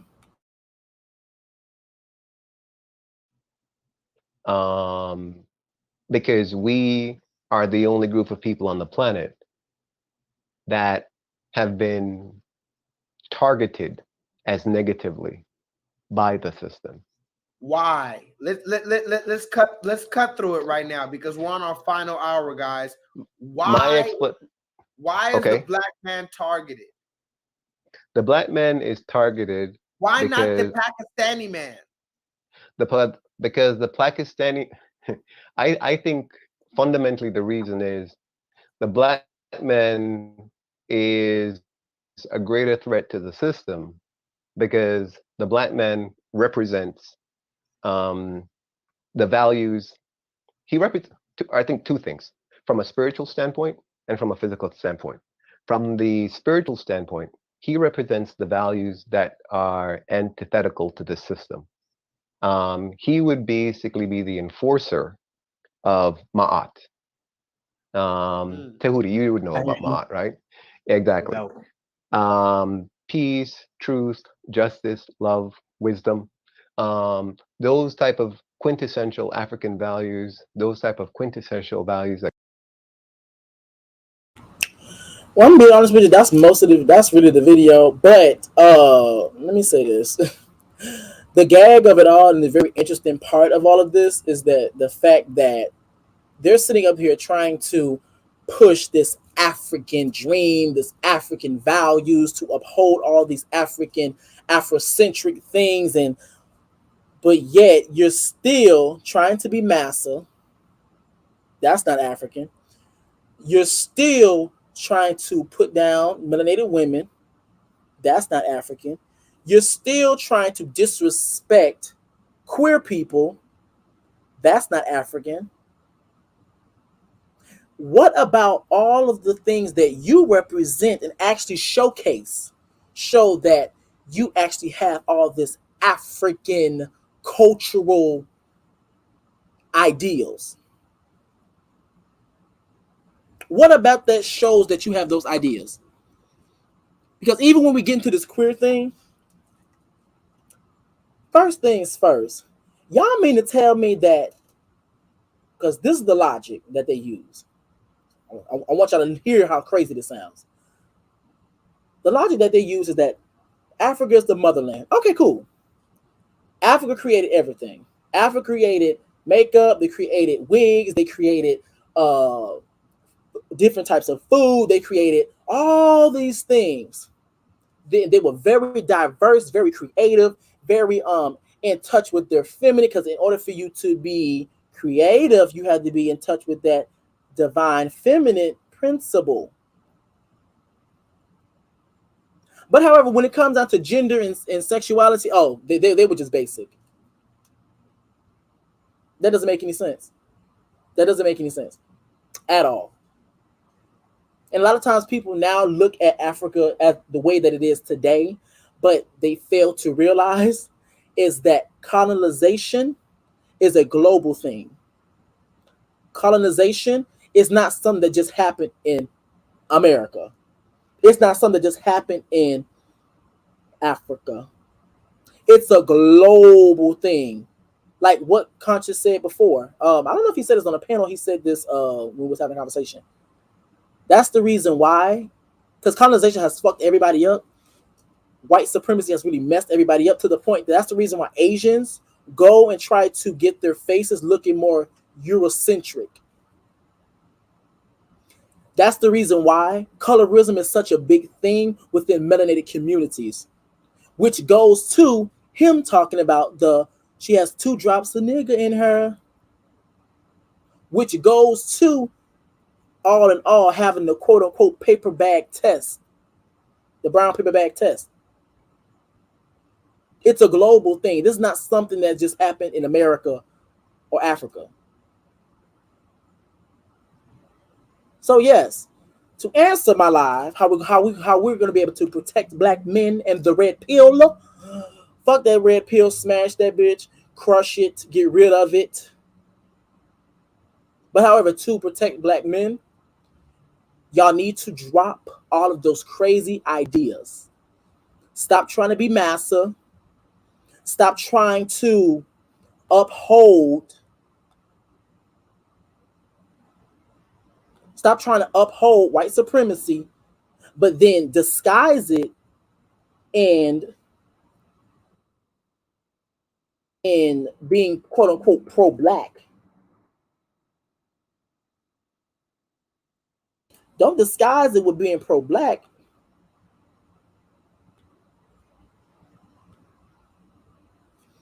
Don't disguise it with I'm here for my people, but yet you feed your people misogyny. You feed your people homophobia, transphobia. You feed your people you feed your people a lot of fuck shit that which is the main reason why we cannot come together. We can't come together because we believe in all these different type of power systems. We can't come together because every time there's a woman in lead, we always got people, and queer people are included. I don't want no woman leading me. Every time we come together, we can't even come together because guess what? Every time when there's a queer person in a position of, I'm about to use this term lightly, power, the first thing that come out of people's minds is, oh no, I don't want no queer person. Ain't no F word gonna be leading me. Ain't no T word gonna be leading me. They're confused. So how do you expect you holding the philosophy that someone is confused and think that you can be able to fully trust their leadership or even consider what they say? That makes absolutely no sense at all. And we need to get it together. Oh Lord, we need to get it together. But I did drop the link. I'm gonna see if someone comes up. If not, I'm in this live. Y'all can come up. Y'all can share your opinions. Let me know how y'all feel. What's the issue? What's going on? Let me know how you feel. But however, I will say this. That's what I believe. I believe that's the route we need to go. Get rid of that patriarchy, the toxicity within patriarchy. Because guess what? When you get rid of that, you're going to get rid of the toxicity in matriarchy. It's a trickle-down effect. Get rid of that toxicity and patriarchy. Get rid of the homophobia, transphobia. Get rid of the misogyny, especially the misogyny war. Get rid of all them shits. So yeah, okay. So it seems like they're coming up. However, thank you. Ooh.